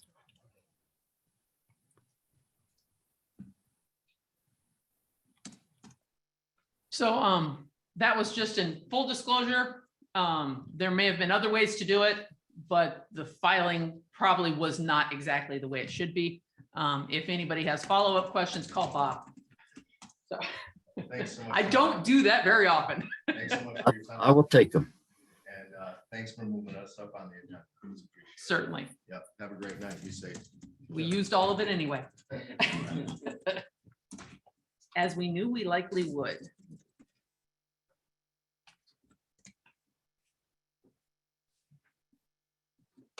Okay, all of our new business is concluded.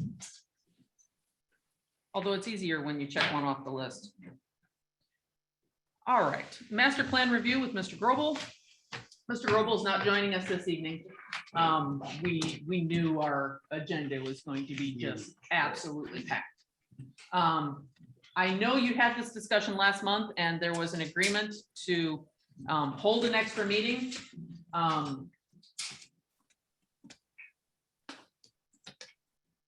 I did not ignore your recommendation. I did not ignore your suggestion. However, we weren't going to have a quorum. So I did not call the special meeting. So just so you're aware, if we don't have 4 people still, it's just not going to fly. That being said, it's still a good idea. It's still something we need to do. And we can go ahead and set that if you want. We have a limited time frame this month. 2 weeks from today would probably be our best option, which would put it at the 16th. We're still going to need a quorum. So we still, being a Wednesday, probably not going to be great for Mickey unless we set one on a Friday. It And won't be the I don't. 16th, there's a board of review. 16th board of review. So that date's not good anyway. So yes, Al. Oh, I'm fine. Okay. The 8, if you want to do it on a Friday, that's. Okay. Or whatever you guys decide. And I don't know that Mickey will be here either way. I don't know his work schedule, where things are at with him. But I guess I put it out there to you gentlemen. Do you want to pull another extra meeting now? How do your schedules look? I believe, Mr. Keaton, you have some out of town time coming up pretty soon. The 21st. I'll be gone. Is there anything to stop us from doing it sooner than later, like next Wednesday? The 9th. I would be better off with next Friday, the 11th. Yeah. That too. That works for me. Works for me. And the board hasn't been doing budget hearing dates on Fridays. How's that for you, Carl? Fine. Okay. Pending Mr. Grobel's availability. And if not, we can go through the ordinance without him. We'll catch up with him eventually. Well, even if he's not available, we can compare all We our can get notes through that a we lot. have, and then we have Yep. something to turn over to him, because that was his big complaint was he's given us a lot of stuff and nobody's gotten back with him. Yeah. And I have a few notes of my own, but I just haven't gotten them to somebody that can get them to him. I never see Bob. And in all fairness, I would rather go through it as a body and then present him with our notes Yeah, that. as opposed to sending him 6 recommendations Six and he individual. doesn't know which direction to go in, how many people like this, how many people like that. I would rather hear members of the board with their commentary and then come to a consensus between us on where we want to go with something or anything we want to change. And I do anticipate changes. I don't Yeah. anticipate No, it's. taking it off the rack. No, I don't think I don't think anybody in this room wants to do that. We want this to be our own thing. It needs to be our ordinance. We need to be able to defend this. Yes. And as Mickey said very well last month, we have always, since I've been on this board, prided ourselves on keeping things at an easy level to read and understand. When I started with the planning commission, we were taught that everything should be comprehensible by someone with a 3rd grade reading level. Now, I might go with more a 5th grade reading level, but the bottom line is you shouldn't have to have a bachelor's degree level education to understand these laws that you're being held to. You should be able to read it and understand it, and it doesn't need to be in legalese. The attorney makes a lot of money adding wherebys and therefores. We just need to say, hey, it can't be more than 50 feet. And we want to keep it that way. We want to, we don't want to have, I believe Mickey said, we want it a literal interpretation. We don't want to have things in the master plan that we have to explain don't mean what they say. We want it to mean, we want to mean what we say. So, some adjustments will take care of that. All right, so we will shoot for the 11th. Is there a secondary date? Or do you want to just meet on the 11th, whether Mr. Grobel is available or not? I say That works if for we me can all too. make it, yeah, let's do the 11th. Okay, we're gonna shoot for the 11th. And I will tell you, I don't know if I will be able to be here physically in person or if, or where things will be, but I should be able to participate. Okay. So we have that taken care of. We will move on to our bylaws yearly review. I know you went through this with Mickey. I went ahead and updated some things that you had. In the meantime, more notes came back from the attorney. So there was more that we needed to take a look at. And I think there was one that just got missed. Madam Chair, can I interrupt just a second? Yes, go ahead, Bob. Planner Grobel has confirmed his availability for your Friday, the 11th meeting, special meeting, and I'm assuming that's going to be 7 o'clock in the evening? Yes, Okay, just want to let everyone know real quick. thank you, Bob. Perfect. Okay, notes on the bylaws. Apologies for the typo. Section 3G. That was just the note that we have to have 5 people. We do have 5 people, so we can actually pass these this evening. Section 1, membership. The red is the proposed change.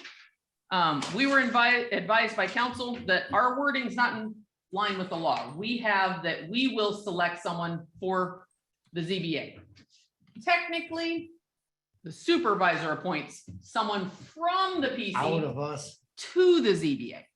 However, historically, he has to have someone willing to do it. So we have always just taken the short straw who was actually willing to do it and handed him the name, and that's the person that went on the board. But our wording is not correct. It should be that we will give him a name, and if he agrees with that name, he can appoint that person, as he did with Carl, to our ZBA. So does this wording work, or would somebody like to propose some changes? Because we need it either way. Don't want to have things that are not following the law in our bylaws.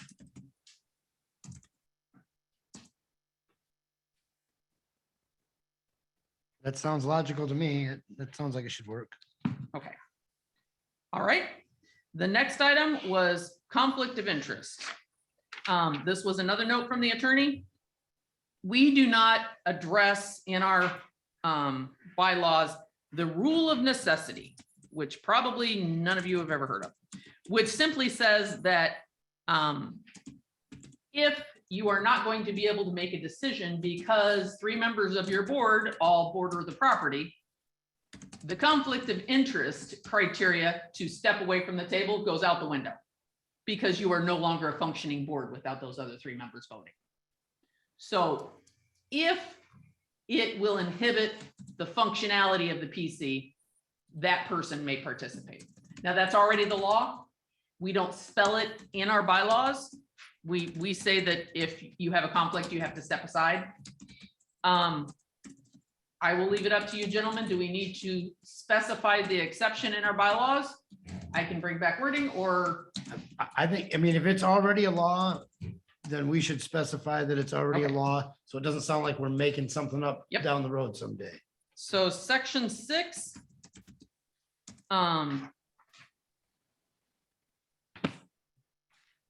We could simply add a line number 4. These guidelines shall be superseded when the rule of necessity is imposed. Does that work? Sounds good.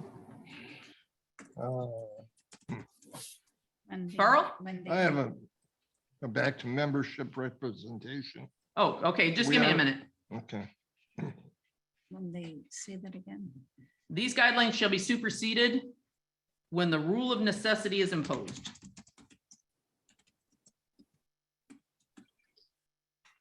And rule of necessity should probably be in parentheses.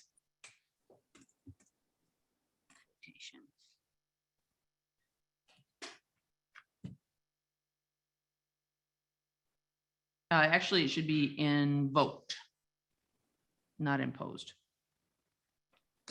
It's when it's used, not when it's pressed upon you. All right, is everybody comfortable with that one? And Carl, you had something else back on membership. Yes. Yes. Again, having reviewed the previous questionnaire sent out to the public, which I would suggest everybody look at as we move forward. There's an awful lot of it hasn't changed. Some things probably have. But under here, I recommend that we put in item 13, a riparian representative. The water is a big part of this township. The lakes, the streams, very important for the stewardship of those. And I think that should be on there. Correct me if I'm wrong, gentlemen. I believe that is covered under littoral owner. What is littoral? I want. Littoral is the old fashioned term. You had littoral and riparian, with riparian, one being lakes and one being streams, and they've pretty much dropped the littoral and used the riparian, whether it's a stream or a lake. Well, then let's. However, I would totally entertain changing littoral to waterfront, because only Bob know what that actually means. I would say riparian or waterfront. It's Okay. fine with me. Gentlemen, are you comfortable with that alteration? It will eliminate that question from coming up every time. From those that are brave enough to bring it up. Is that something you're comfortable with? Okay. Yeah, and I like the term waterfront, going back to that 3rd grade reading level. Yeah, I something agree. people know what it is. Yes. Well, I mean, using the even riparian, unless you're a waterfront property owner, you are very likely not going to know what riparian rights are either. So waterfront gets to the bottom line. If your backyard's wet, It's that's you. specific as well. Yes. Waterfront. Yep. Lake, stream, water, Doesn't matter. wet ditch. All right. Is there anything else in here that needs to be adjusted? All right, I will put forward 2 propositions. I can adjust the typos and bring you back a clean draft next month, or we can approve it pending those changes. I'd approve it pending those changes. Well, we have all 5 of us here. Yeah. Yeah, yeah. Okay, is there anything else? Was that We're a good? motion? Yeah, do I have a motion? I'd make a motion, we approve it pending the changes. I'll second that. Okay, I have a motion and a second. Any further discussion?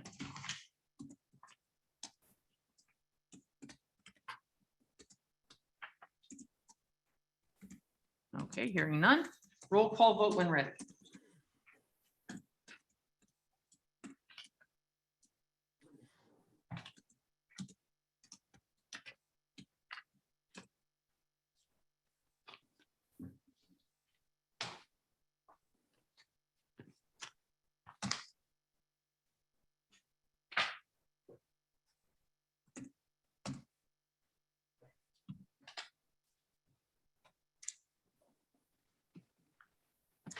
Keaton, Yes. Yes. Mangus, Yes. Robel, Yes. Dean is not available. Doro, Yes. Jacobson. Yes. Okay. Those 3 changes are approved. Okay. Aha, we are on to the rest of our yearly housekeeping. Election of officers. Eventually we need to make things official or change it up a little bit. So we have 3 positions, chair, vice chair, and secretary. We need to have someone serving in each of those capacities. It is my understanding that Mickey's not up to doing vice chair at this time. So I will open it up for nominations and or discussion.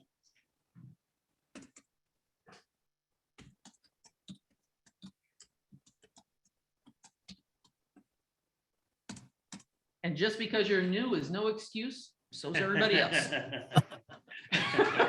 Just take that off the table, right off the bat. What does the vice chair do? The vice chair covers when the chair doesn't make it, Yeah. like last month. Or in the event that I could not serve for a period of time, they at least temporarily become the chair. Or if I resign, they are the chair for the balance of the year.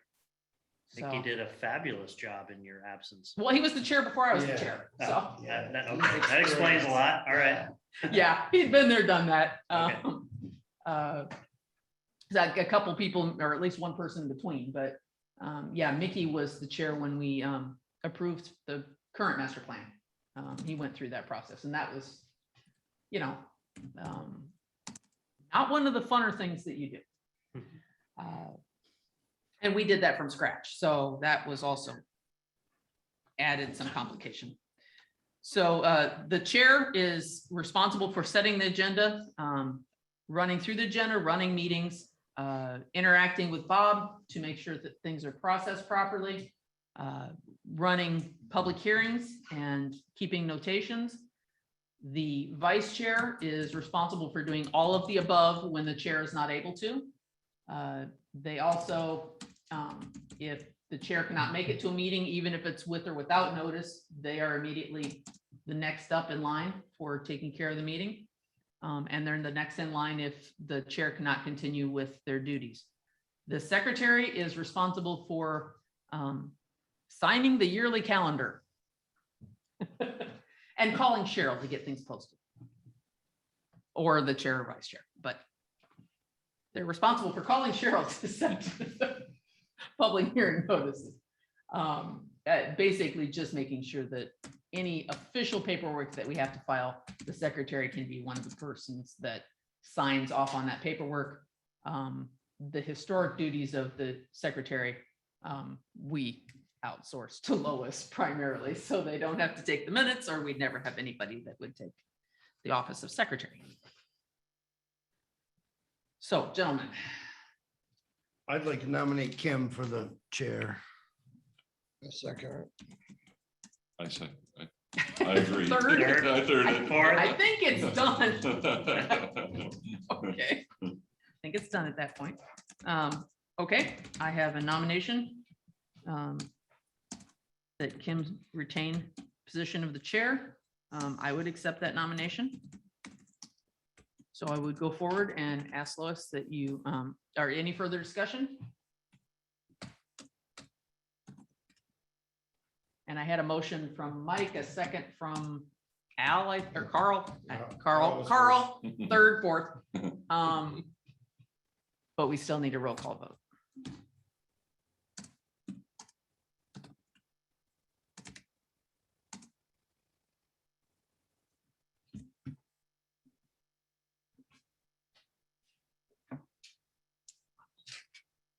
Mangus, Yes. Robel, Yep. Keaton, Yes. Dean, available, Darrow, Yes. Jacobson. Yes. And I'm not flying solo, so who's taking vice? For the vice chair, I'd like to nominate Mike because he has experience with this process and He has been here the longest. I would second that.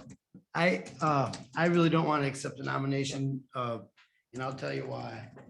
My organization skills are stretched to the limit just to make it to these meetings, especially with a package this big. And trying to run one of these meetings and set agenda is above what I'm comfortable.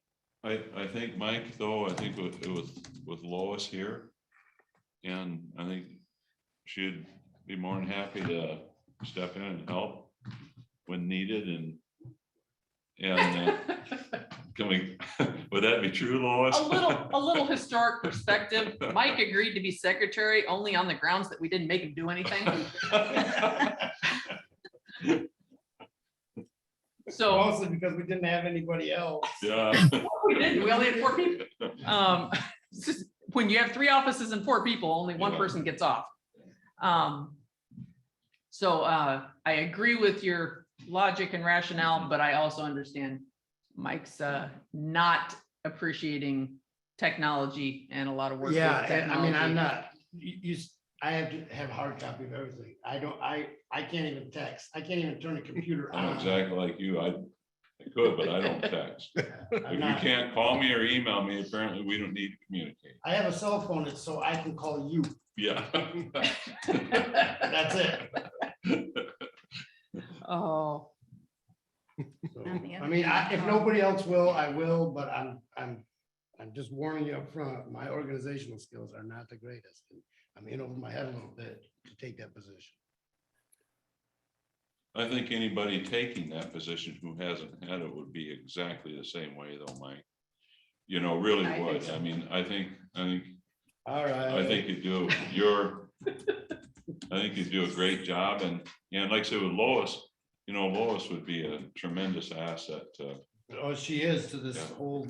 whole ordeal every month. She absolutely. is. So look at it and from this perspective is like, how often are you actually gonna have to fill her shoes? Maybe once a year? Mike's only done it once in 2 years. Yeah.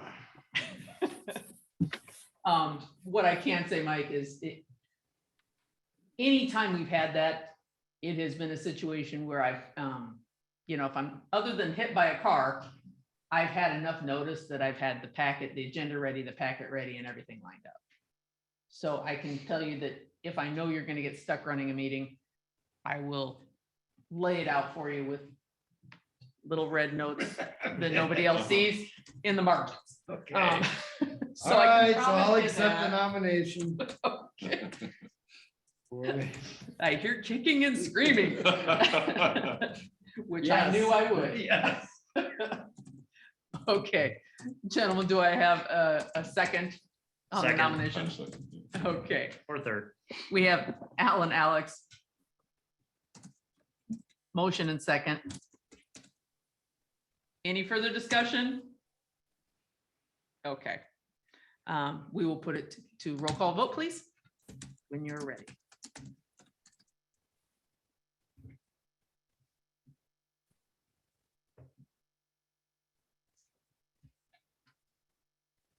Robo, Yes.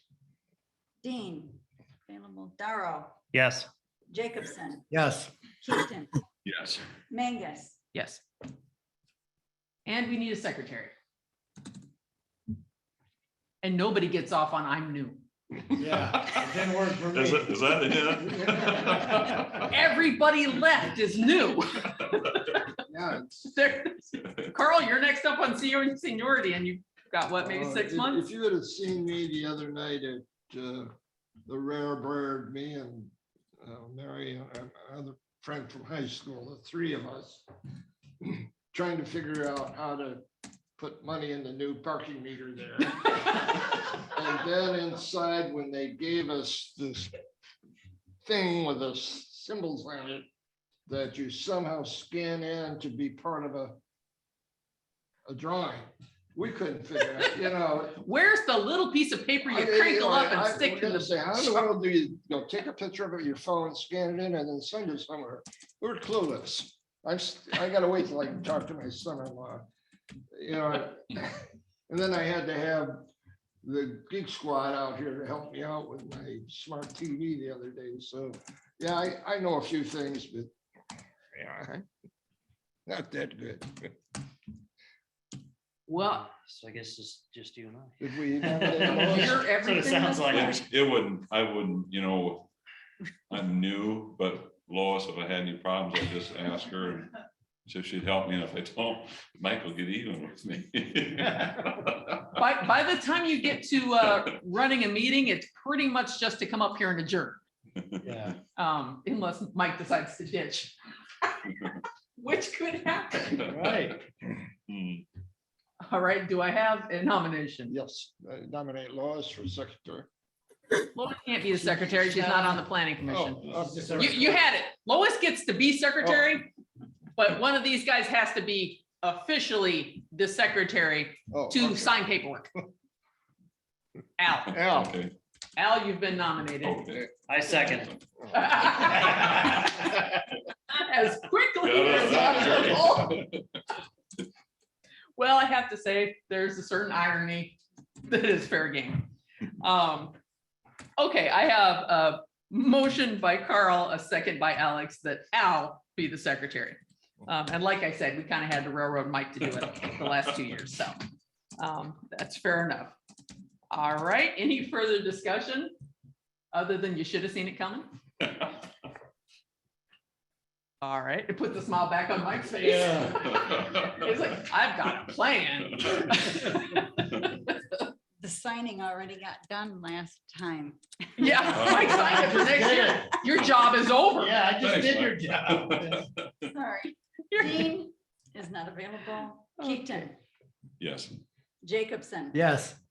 Darrow, Yes. Mangus, Yes. Robo. Yes. Okay. So we have an election of officers, 3 months late, but 2 months late, 2 months late, yeah. but we got it But done. we got it. We got it done, and at least we had enough members to do it now. All right, we have election of officers. All right, Article 25, special use permit guidelines. Now, gentlemen, last month you went through some guidelines that I had put forward. I was hoping just to get something on the books because this is the issue that Bob had brought up, took to the attorney. Bob and the attorney went to the township board and said, please put a moratorium on special use permits for a couple months. We don't have all of the information in our ordinance to properly review a special use permit. The board refused. What is missing? We have our special use permit and our site plan review criteria mixed. And we really need special use permit more distinctively separated from site plan review. Because not every site plan review has a special use permit attached to it. Sure.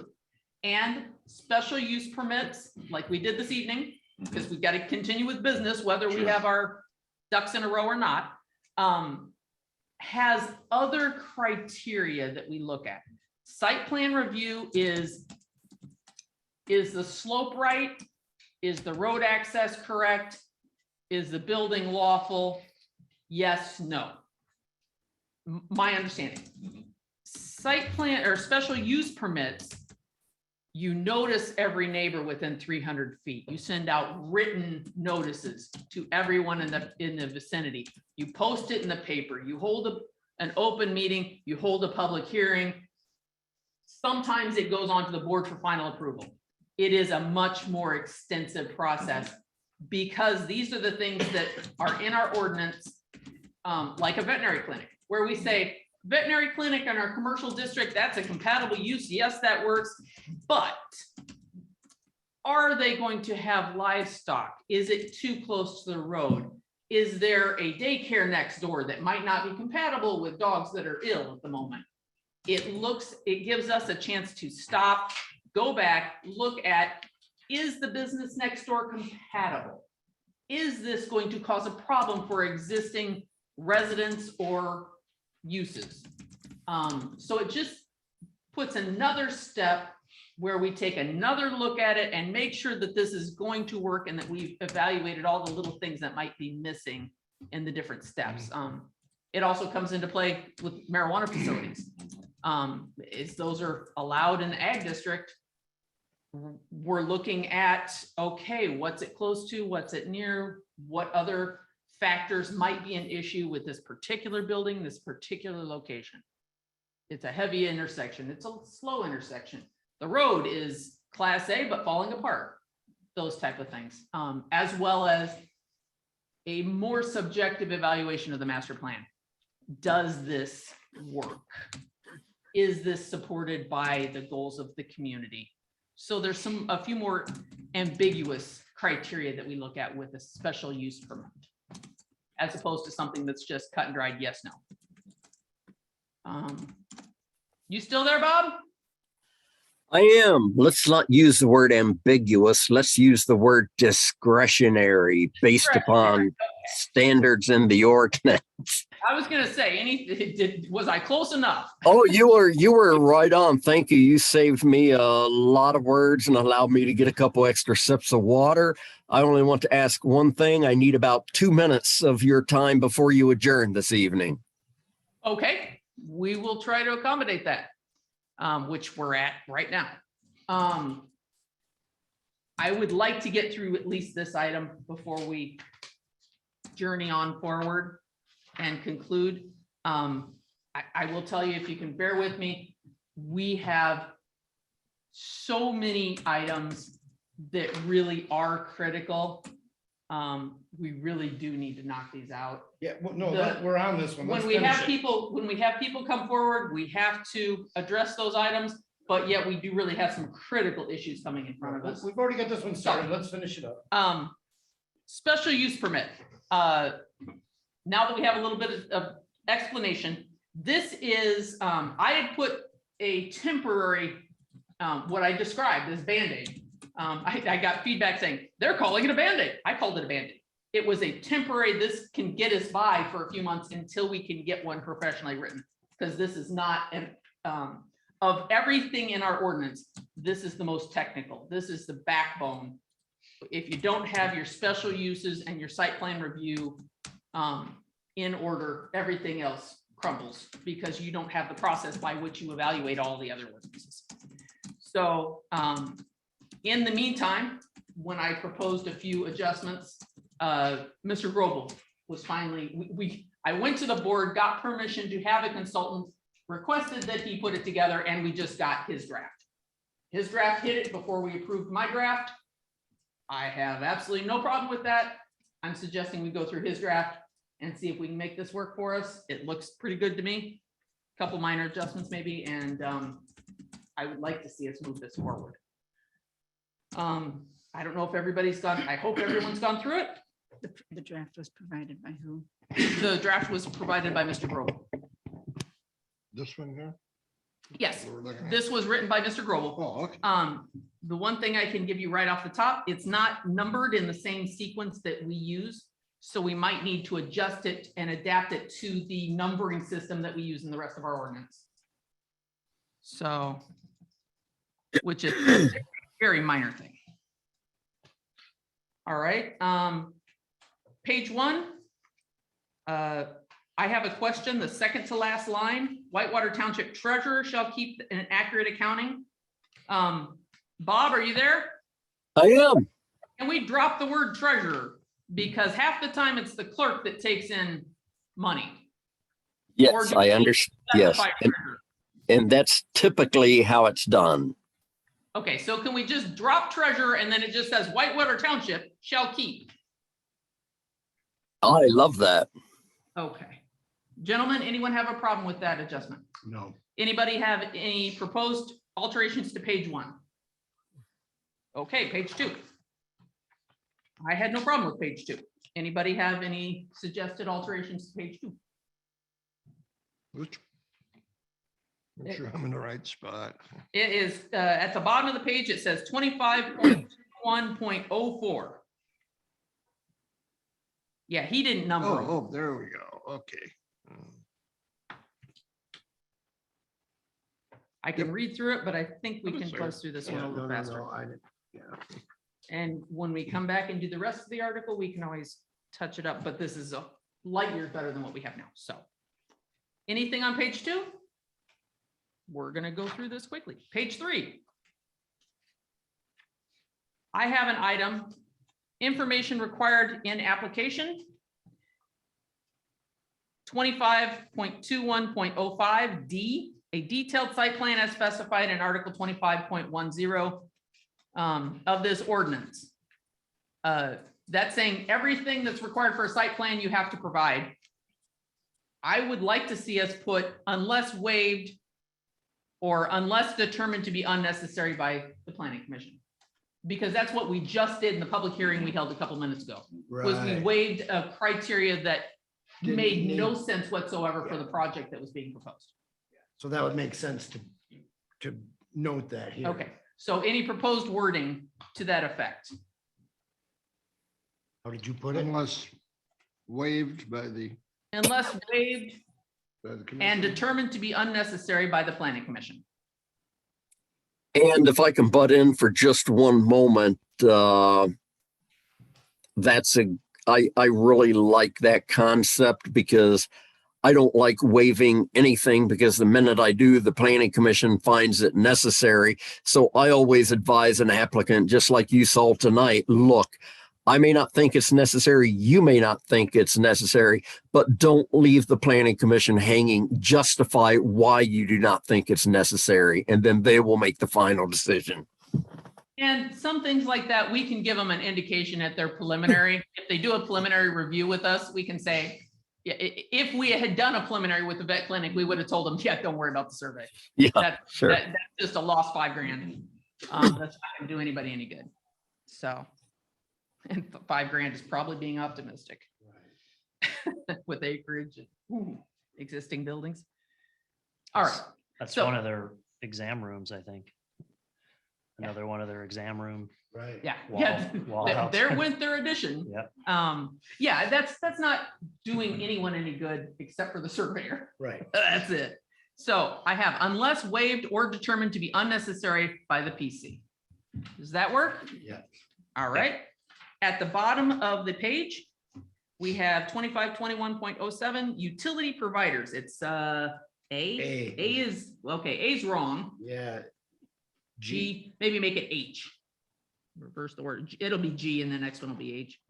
Anyway, renumbered or relettered. It needs to be J because H is on the next page. I would make utility providers as required.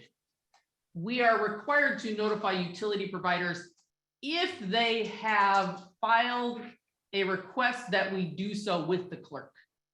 So we didn't call up the electric company, all three of them, and tell all of them that we were doing a public hearing tonight on a vet clinic. If it had been a marijuana production facility in our industrial district, we would have.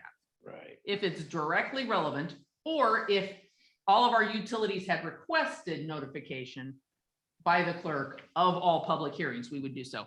it's just not done up here. So the only time we do it is if it's a, hey, guys, you should hear about this one.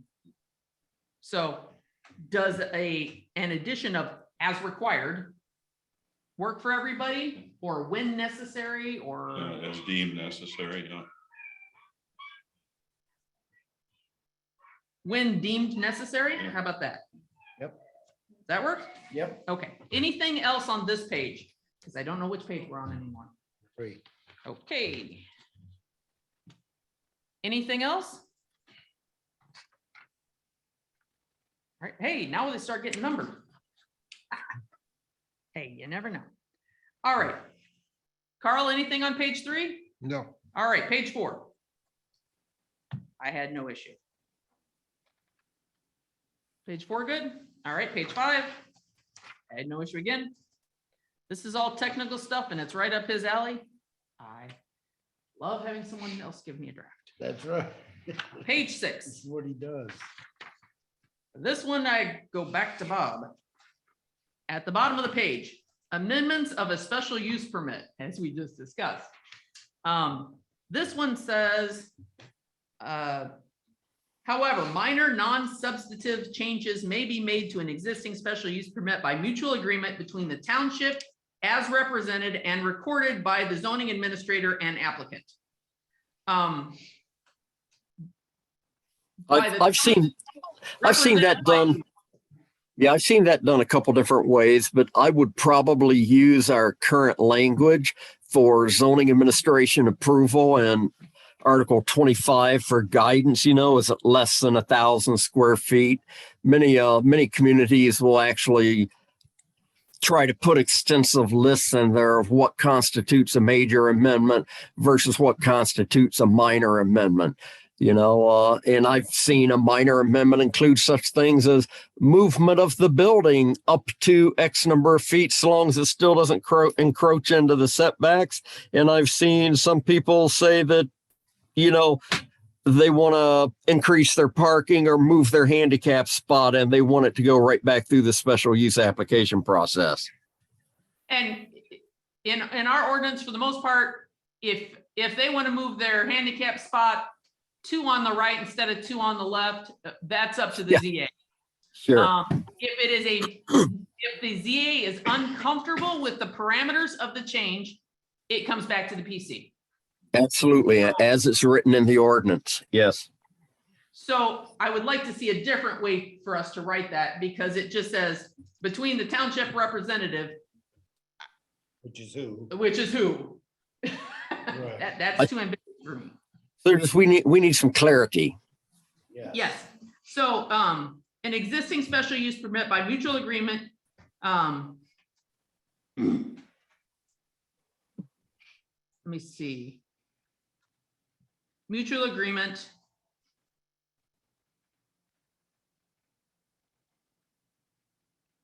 You say minor changes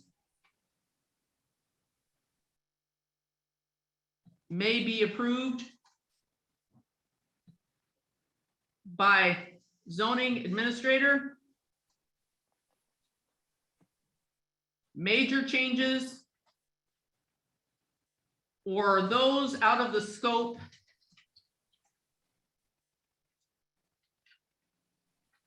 of ZA's authority shall refer to the PC. And then alterations shall be recorded by the zoning administrator and applicant. Shall be recorded and signed by the zoning administrator and applicant. Does that work? Works for me. What do you think, Bob? I think that comes real close there. I'd like to be able to, if you have that, to send that on to Chris and let him, buff it up some more for you. Okay. To make sure that we're clear. We have your standards of what you're allowed to make a determination on your own already defined. So, yes.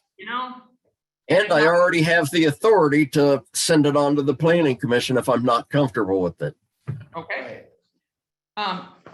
Is that a good working draft for everybody? We're heading in that direction. Yeah, yeah. Okay.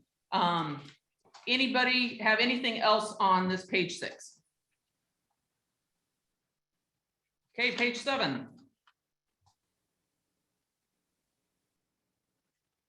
I have one item on this page, 2521.16, expiration of special use permits.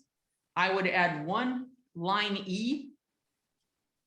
These are all the reasons why a special use permit would no longer be in effect if it's replaced or superseded by a new special use permit.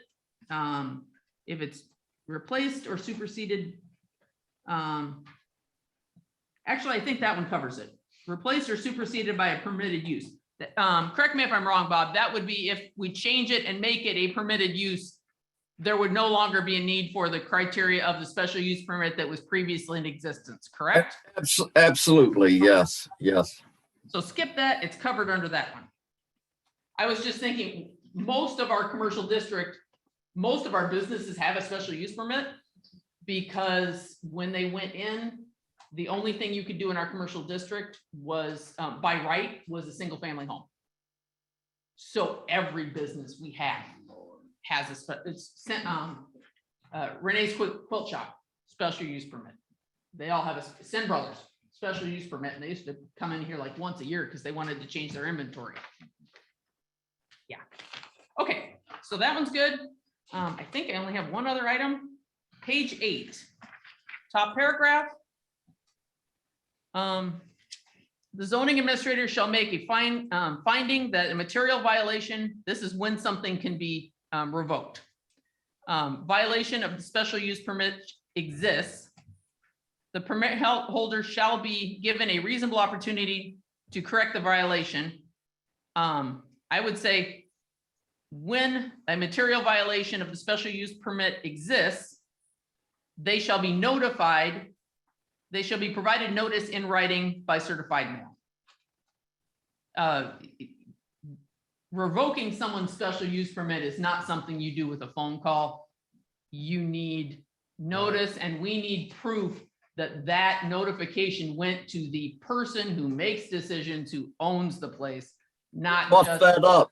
We'll buff that up, but scratch the certified mail. Courts like owner of record, and certified mail is useless and expensive.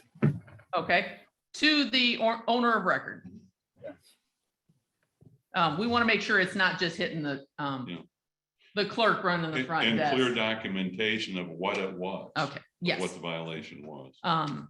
Well, before that, it says that they'll be given clear notification, but it doesn't say in writing or how. And we need that paper trail going back. Okay, that would be the other item for Mr. Grobel to go back and make a run through. I would propose, gentlemen, that unless someone has anything on the next page, is just the signature page. I hope nobody has anything on that. If you're comfortable with those proposed changes, I would suggest we send them back to Mr. Grobel for a final draft. And but I would, do you want to see it again once more before we schedule public hearing? Or do we want to go ahead and schedule a public hearing for our next regular meeting? And if we have to make any adjustments at that meeting of minor changes in verbiage, we do so then. And you can do just that. Because this is time sensitive. We have them rolling in and lining up at the door. I was just gonna say, Not having our special use permit in order. if we can do that, like Bob says, then I say that's what we do. Okay. I Because think we're pretty happy with it right now. If Yep. there's any changes we're gonna make, it's gonna be very minor. we told him what we wanted. Yeah. We're real close. He can just tweak the wording. Yep. And flesh it out as needed. If everyone is comfortable with that, I would entertain a motion to schedule this for public hearing based on Mr. Grobel's version 2 as provided. I'll make that motion. I'll second. You got 2 seconds. Well, he's secretary, so. Yeah, well. Okay, we have a motion by Mike, a second by Al. Hey, I told him he has to jump right in because everybody's new. You didn't get very many dates, very many weeks as a newbie. All right, we are looking at yes, April 6th. And that should give Grobel plenty of time to make those adjustments. And any tweaks I see us making in the next draft, these tweaks would have been minor enough to do at a public hearing. So that's very much in keeping. So we're going to schedule a public hearing for the 6th, which means our notice needs to go out on the 20th of March. Publication, yes. Yes, our notice in the newspaper will need to go out then, and I know our township clerk likes to have documents on file online when they go out. Sooner I can get your marked up copy, the sooner I'll get that to Chris there, Kim. Will do. I will shoot you a copy. Give me a day or two, and I'll have it to you before the weekend. How's that work? If not sooner. Okay, gentlemen. Hey, we got one huge, enormous chunk of our emergency do it now to-do list in the works and moving forward. So I appreciate your flexibility with our time frame, especially since we're not totally done yet. We will be picking up with the setbacks. Huh? Yes, we will. Just a second. Okay, yeah, go ahead and we'll catch roll call and we'll go from there. Roll call when ready.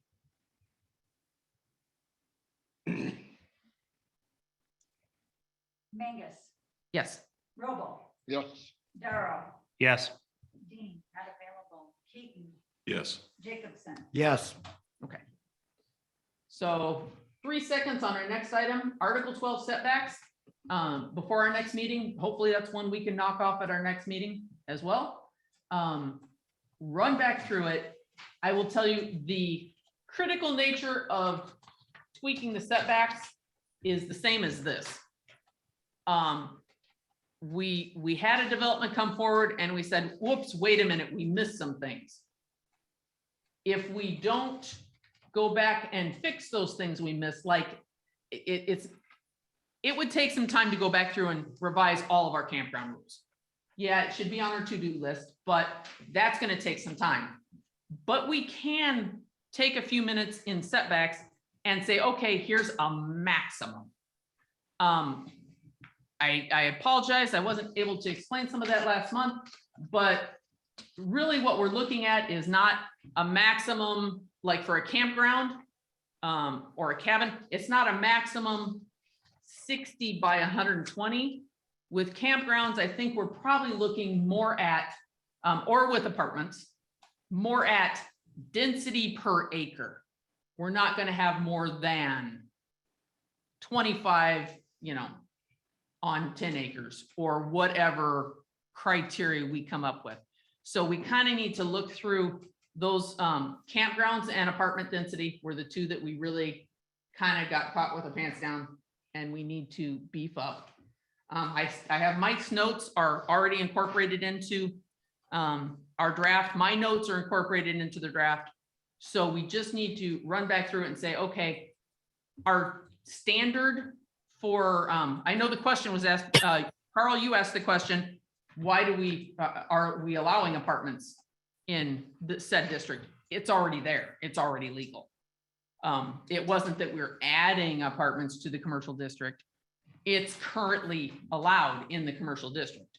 So one of the options is 0, in which case we removed it from the commercial district, or we can use the guideline that we have in our multifamily district. The guideline is 4 units per acre. Now, typically we don't care with cluster development. If they put all of the apartments on 1 acre and have green space, fine. But the overall density is really what we need to come up with. Okay, here's a maximum limit. Down the road, when we have time and we're not so buried, we should go back and maybe have a few other rules on apartments. It's never been an issue here because no one had water and sewer, so it just wasn't gonna happen. But there's more development pressure, there's more demand for housing. We need to be caught up. What if someone does hook up to the tribe? What if someone puts in a municipal system? Which in their own. Our ordinance is not geared for that right now. So in the meantime, just coming up with a maximum density for those two topics. You know, the 4 per acre to me is reasonable, and if they wanted more or to adjust it, could they come back then and ask for a special use permit? If they wanted to adjust it, they can request a change of ordinance. Yeah, so I mean, there's Article another 19. avenue if they Yes. wanted to do that. Or they can do it by PUD. PUD basically, what does it stand for? Planned unit Yeah. development. Thank you. Total loss. Planned unit development basically throws all the rules out the window and says, what do you want to do? And you can look at the criteria more closely, but it gives a lot more leeway and a ton more oversight and review. So it's a, two-edged sword. But yeah, there are other options and other Yeah, avenues. so they But- gives them an avenue. I would like to see us knock Article 12 off our list next month if we can.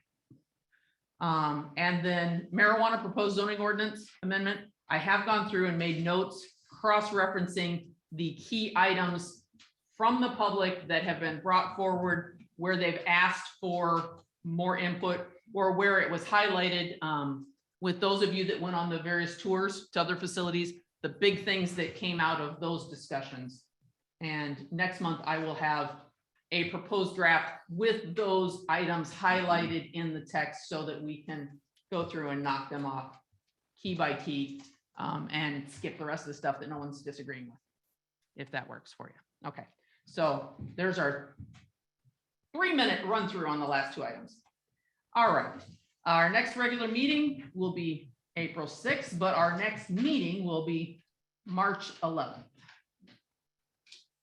Assuming we have no conflicts, which nothing showed up on the schedule, right, Lois? So it's Friday, March 6th at 7 o'clock. And that will be review of draft of the master plan. I will now open it up for second public comments from the residents that are here in attendance in person. Please come up to the lectern and we're all yours.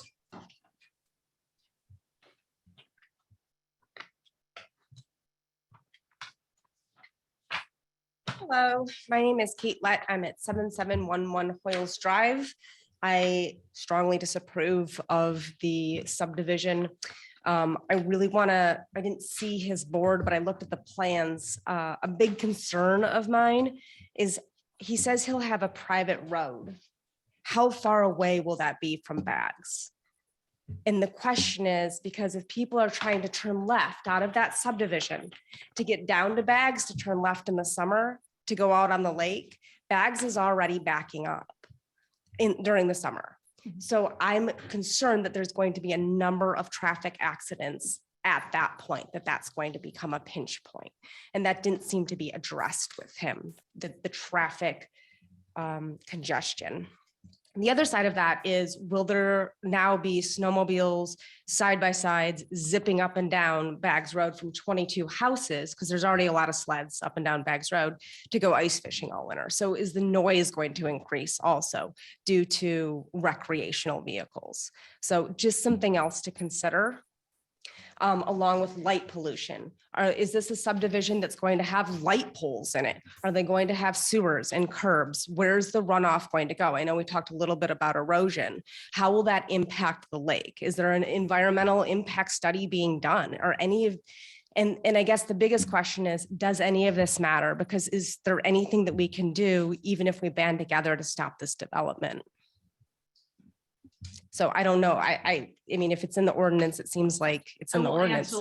I will answer a couple of your questions. Okay. If they meet all the criteria of our ordinance, no, it's going through. Okay.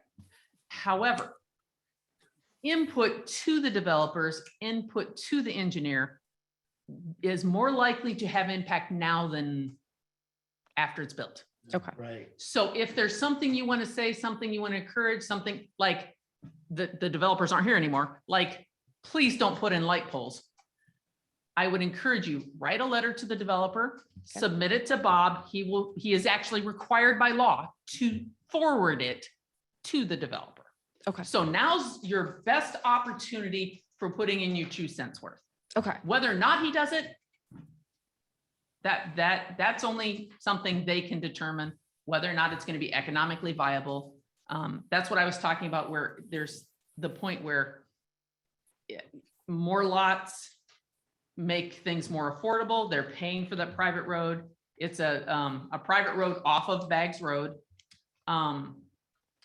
So. Oh, wait. Is it contribute private road off of Bags or a private road off of Baggs? Off of 72? No, Off of Baggs. Oh, it's off of Bags. Off of So Baggs. Whitewater Township will be getting more tax income, but isn't it Clearwater Township that maintains Bags Road? No. No. We No, it's paid not? for more than half of that. We paid for it, but that is actually not by law. That was by voluntary submission. It was, but I meant like snow Baggs plowing. Road is legally owned 50-50 by Grand Traverse and Kalkaska. Mhm. However, there is a law that dictates that if you are on the east and I believe north side of a road that goes along a lot line between 2 townships, the person on the north, I might be getting my sides wrong, but the person that's on the east side of the lot line or the north side of the lot line does the whole road, because the plow's going to drive down the road. They're also going to drive back down. So it's really stupid to have 2 plows. counties plow the same road. Okay. So in maintenance, yes, Kalkaska does all the maintenance for Baggs Road, but it is owned 50-50. Okay. My last question was, there was something about the land division ordinance that came up that Bob talked about. Will that be in the meeting minutes from this meeting? I didn't quite follow that. There may not be a lot in there. My best bet, call Bob, ask him to walk you through it, and give him a little bit of leeway. It was just brought to his attention today, and he spent all afternoon trying to track down all of the answers for that. Okay. Because it was something he was unaware of. It was just a slip between this exemption and that ordinance and comparing 3 different sets of rules. Okay. And last question, the rest of those lots are zoned agricultural, right? So people could have pigs Everything's there. Everything, even those lots are agricultural. Even those lots. However, the vast majority of condominium documents, the rules that their little subdivision has, the vast majority of the time, there will be an exemption that says they can't have them.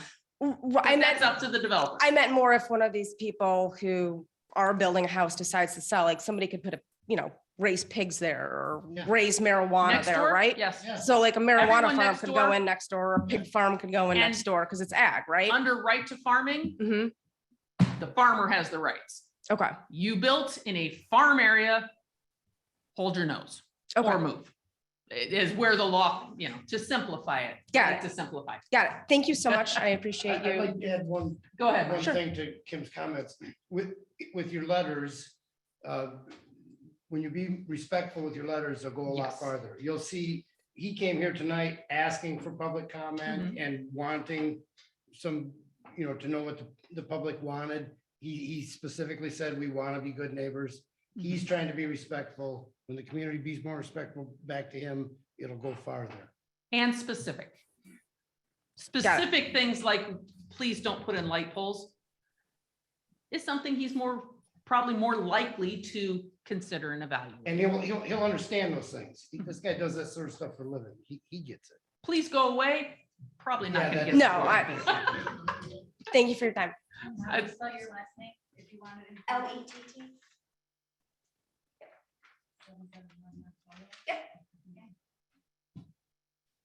Okay. Any other public comment? In-house? Yes. It's a second run at the podium. So my husband's not here because he works a strange shift and he's downstate in our hometown right now of Monroe. But when Mr. Roble was speaking about the master plan goals, and how he didn't think that the condos met up with those master plan goals. My husband and I both looked at the master plans, and Frank just sent me this from work and said he has some questions about the master plan goals that he highlighted that he thinks are being not followed here are number one, respect the rights of township residents and property owners with a bullet point, encourage land uses that are compatible with adjacent land usage. And then number two, preserve Whitewater Township's rural character, encourage development that retains or mimics natural features. So this condo does not mimic what my 10 acres is. This is a subdivision. You said it yourself. It's not separate condos. This is a subdivision. So encourage guidelines that preserve the environmental integrity of the township floodplains, wetlands, watersheds, and water bodies. Encourage the continuation of hunting, fishing, trapping, and other outdoor recreational opportunities. And the last one, recognize and preserve the scale and compact nature of the commercial district. So buying the property where we did, we didn't expect to have a subdivision. It wasn't what we were all about. We didn't want to look out our back deck off of our new home to the valley and the meadow that was full of deer and sandhill cranes and geese, now to see 22 houses in a woods that's going to be destroyed.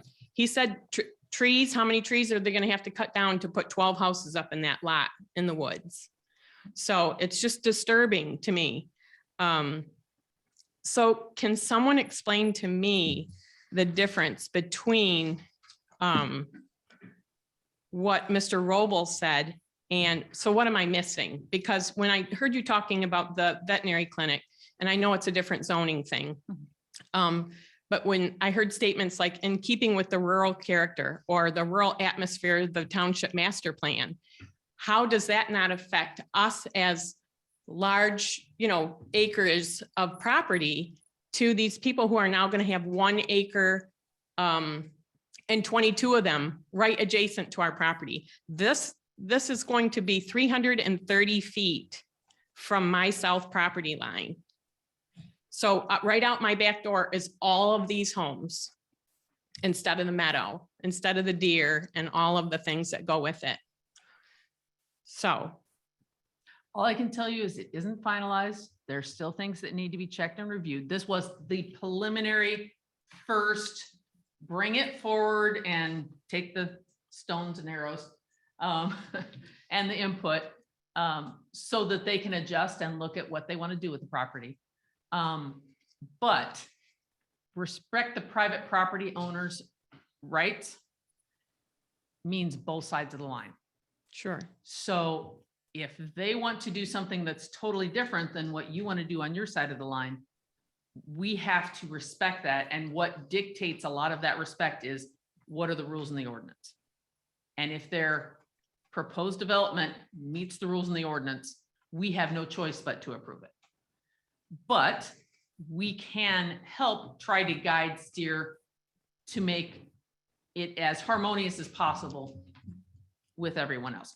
The master plan is the guiding kind of concepts, but it's not necessarily grounds to take away someone's rights to use their land. And in this case, I'd be saying their rights, because you're still allowed to have horses, you're still allowed to have cattle, you're still allowed to have pigs, they're still allowed to have a house. 22 of them are allowed to have a house if it goes in and they meet the criteria of the zoning ordinance, which is approximately 40,000 per lot in that district. So we're going to have to see how it pans out. Again, I would encourage you, if you have extra questions, call Bob. If you would like to write a letter, Mike is correct, respectful, and I added Certainly. specific is your best bet at this point. And we'll see we'll have to see where it goes from here. I understand your concerns, but it doesn't mean I can. I fix them. understand. Is there a date for the public hearing that this is going to come back on the table, or you They don't have know? not even done their dirt work Okay. investigation. They've done some preliminary checks, but it has to thaw before they can drill holes and see if I water goes in. understand. So So is they that, haven't even gotten that far yet. so They that can't. gets published in the newspaper? when Yes, they it will be decide to published do in the that? newspaper, and actually, when there's a public hearing, you will receive a notice by mail. If you are within 300 feet of the property.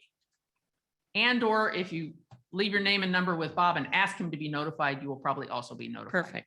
Okay, thank you. That's your best Ma'am, bet. I'd Thank like you. to add one more thing. Sure. And this is just food for thought. You talked about the wildlife that you've got in the backyard.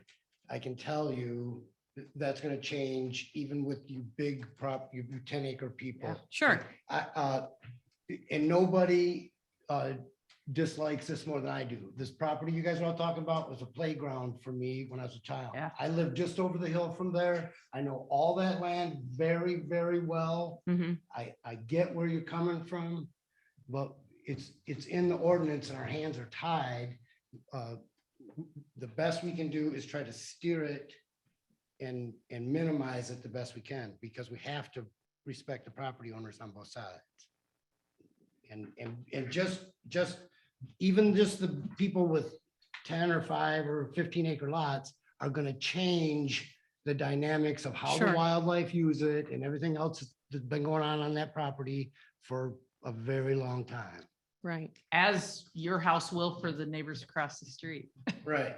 I mean, It it's goes all all the way changed around. for everybody. We've considered that, how that is going to affect Yeah. that family across the road with our lights and our lighting on our home and everything. Good. So we have put in a lot of legwork, and I guess my confusion too is when I thought we were buying and we did buy agricultural land, and that all those lots were agricultural without zoning changing them to commercial or whatever. We thought we were going to have neighbors similar to us. And when Mrs. Beam said that they thought about putting a second living quarters somewhere on their property above their barn or whatever, and that was, they were told no way. And so we thought, okay, so one house, one piece of property all along this road isn't a lot of houses, that we were still going to be a small community. So, very upsetting. And we just found this out yesterday. So I drove 4.5 hours to come up here, We and I have a just got 4.5 this hour too. drive. Yeah. Yeah. This is We're the all- I mean, first. There's a lot of us in the community disappointed about this. This is So, the first You're not one. the only one. I just don't know what So- stops another condo unit from coming in if somebody sells their property and we have more and more condos, and pretty soon Beggs Road is just nothing but condos. Gentleman on the corner sells it, maybe 40 units. Yeah, I'm not happy about that. I So we're understand. still very disappointed, and I will throw out one other thing, the same as my comment earlier. Same thing I've been saying since I first got on the planning commission. If you want to control what's next door, buy the property. Get your neighbors together, make them an offer they can't refuse. Not everybody can do that, but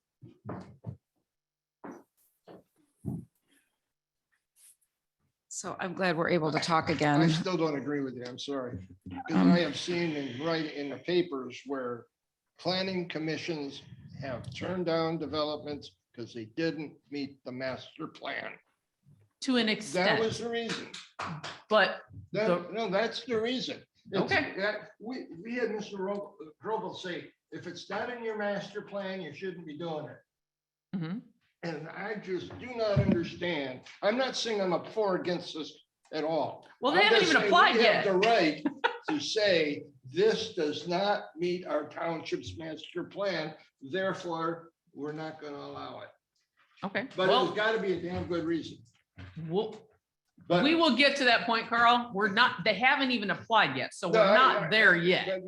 I've seen in the paper where townships have turned down the campground over in Torch Lake. Mm-hmm. They said it doesn't meet our master plan. Well, That's it. I'm gonna say, Carl, we will come back to that and we will discuss it more, but I don't want this to become No, I just, a discussion Right. off of our, right. agenda. Even though it is pretty much on our agenda, but The lawyers are- go ahead, ma'am. The floor is Well, yours. I thank you again for letting us speak. And I was taking notes during the meeting. And I know I'm repeating, but I think it bears repeating. Again, when you guys were talking about the vet clinic, you specifically said, supported by the master plan, rural nature fits in the area, compatible with the area and community, supports the nature of the area, keeping with rural character of our community. How is that any different? And we're talking about a vet clinic on 72. And we're talking about rural, and then we're on Bags Road with all these individual homes. And we bought 50 acres for that thought of not letting somebody do what they did. We unfortunately didn't buy enough. But now we have 20 acres that I'm looking at. I'm going to put pigs on if I need to, seriously. And that's horrible. I am joking. I'm not going to, well, maybe I will. But a couple of things when we were very purposeful and we've all been communicating for those of us that are developing and thinking about where the lights are going to be. Mr. Copeland has been there forever. And even moving how we were doing our house, the position so that lights weren't going to be in and where they're going to be positioned. And it was what attracted us. And I know we keep saying this, we took the cherries down. We did not want to take the cherries down on the property, but Tony Dean, who was farming at the time, said they were past their life. And so you know what? We did it in a way that cost us a lot of money to do it the right way so that it looks nice. We have done all this and we're asking for your support. You are here to support us and to help us keep this going. And my husband and I were out there a lot while we were looking. We were there in the spring, and I want you guys to know there is water that goes right on through there. So I am really concerned about what's going to happen. That water in the back, it goes right through where they're developing. And so where is that going? What impact is that going to have? You know, when we were doing our driveway, there was big talk about what it was doing onto Bags Road. We had to pay extra excavating for that so that it didn't disrupt. And I think I do disagree. I don't know that they're open to hearing what we're saying. They're looking at how much money they can make, and they're not our neighbors. They're from Grand Rapids coming up here to develop. And if we don't stop this on this road, what is this Whitewater Township going to look like? I'm scared. I'm going to start looking at where else can I buy. So thank you for listening. I really, though, I'm concerned about the water, and I don't think that's being addressed. Well, that's why I brought it up. It because hasn't yet. That's why I brought it up to him, because you're absolutely right. It's not running water on the surface, but when it's wet, that whole valley is wet, and there is water moving through there down to that puddle. Yes, there down is. in the corner of the highway and Bags Road. There's constant water moving through there all the time. That's why I brought that up to him. That's also why that was on my checklist. At this stage in a development, you want 22 lots. Now, I have seen developments here. What did Maple Meadows start out at? 80? And I believe they got down to 23. So what they proposed was 80 lots because they were on like 120 acres. But by the time they carved out wetlands, made them put in a bridge, reroute the creek, they only had about 23 lots left. And they weren't big 5-acre lots. They were all still 1 to 2 acre lots, but they were just in one little dry corner of the land. So their initial proposal may be 22 lots. What I'm trying to say is you have to give it some time. Put your input in now, give them respectful suggestions, requests, commentary now. Try to be a good neighbor, but realize this is still early in the process. And it might not look anything like that at the end of the process. I hope not. I hope not. They could decide that maybe it's worth dropping back and putting in 10 3-acre lots. They may have to squish them a little bit and make one big 10-acre parcel right where that wetland is. They won't know, and they have no way of knowing that because they don't have, Mike's family homesteaded his land around the corner from you guys. I've been coming up here for over 30 years, as long as I've been married to my husband, because my in-laws live at the end of Bags. There are a lot of us that have a lot more historical perspective, and you're right, they're not from Traverse City. That doesn't mean they don't have ties to Traverse City. I wasn't from Traverse City when I married my husband. But But I lived didn't here hear, I 5 didn't times hear longer them, than anywhere else. I didn't hear them saying though, So- like we have all done, we bought it here to build. They bought it here to develop 22. I don't think we they're don't doing that to know. live in one of them. Let's be honest. I have no idea what their intent is with it. So what can Um, you, so you but- said it's according to the ordinance. So what can we do? We need some guide, we just need some guidance besides letters. Write the developer, well, writing the letter developer is probably your best route right now. You can talk to Bob and see if there are any other avenues available. Stay with the process when we have public hearings, when we have any other meetings on this, be willing to come and participate just like you are now. And we'll have to see, there's a lot more in their process. There's still the fire department, there's still the drain commissioner's review, which is a huge one and sucks the life out of your property. If they haven't seen that land. No. In the summer, like he said, they only seen it in the winter. They don't know what they're dealing Right. with in that. Right. Draw. And there's just the soil approvals. I lost about 3 lots that way. Yeah, right. So the Okay. process is not over. Stick with it. They could suddenly have a change of heart and make it into 5 lots. You just don't know. I had one question, Kim, that might, if the master plan says thou shall not, and the ordinance says that you can, I guess is where we're at right now, right? Okay, which one has supremacy? Because it can't be both. I'll give you a general premise and then we need to move away from the master plan Okay. discussion. Master plan is guiding principles and concepts. Zoning ordinance is law. It would be nice if we all grew sunflowers. You must grow 2 sunflowers in your front yard. Yeah.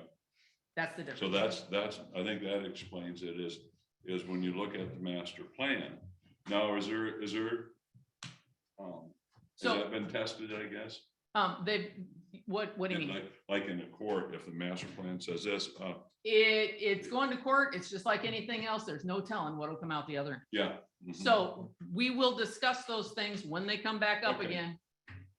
With this development as it comes forward, and all sides of that will have to be taken into consideration. Okay. And I will also throw out, final decision belongs to the township board.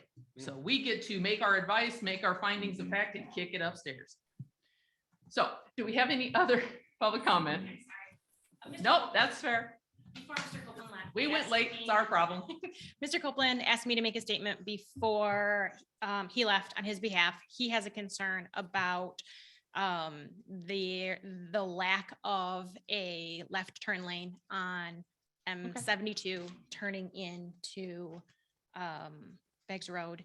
If that would be a consideration, that would be part of the developer, or if because it's on 72 and has no relationship to the actual development.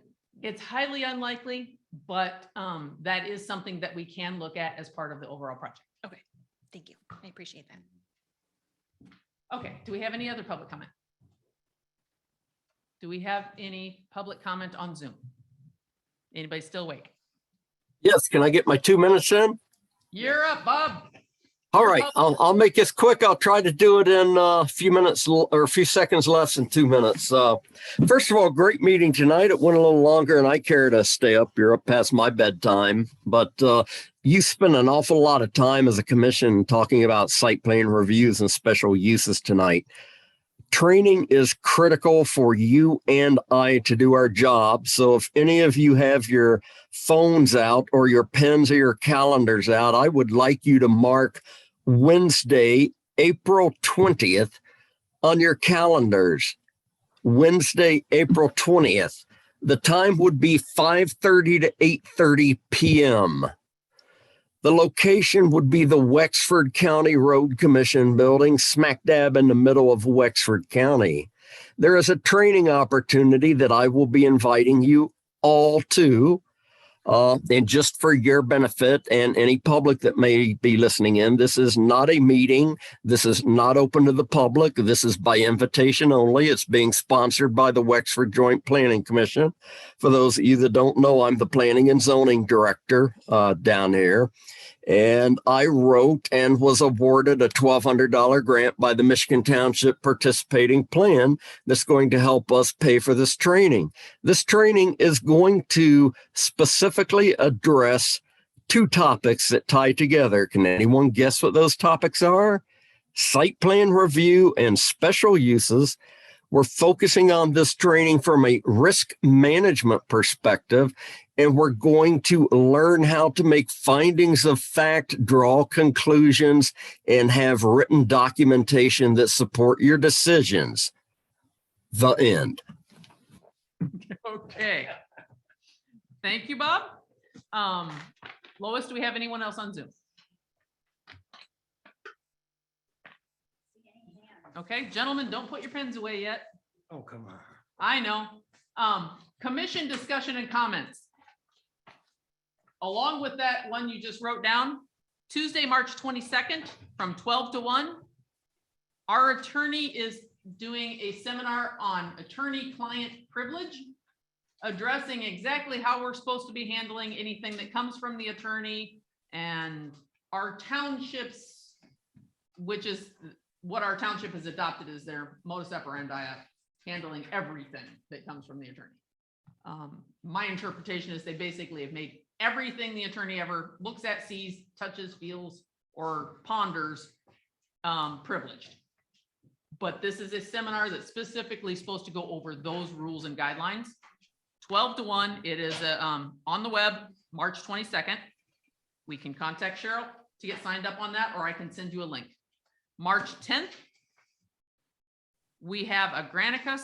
I don't know how to pronounce that. At 1 p.m., there is a webinar, if anyone is interested, that is specifically addressing short-term rentals. I will give you a caveat with that one. If anyone's really interested in education, I can hook you up with that meeting. However, I think it's more of a sales pitch than anything else. This is for you to help you control it. But that was the other seminar that came my way, if anyone's interested. So anyone else on the PC have any comments other than goodbye and good night? Motion to adjourn? Motion to adjourn. Agreed. Thank you, gentlemen. Sorry about the late time. Hey, Mike, sorry about the big packet. I'll try to squish it a little flatter next time. We may have to bump a couple back to 6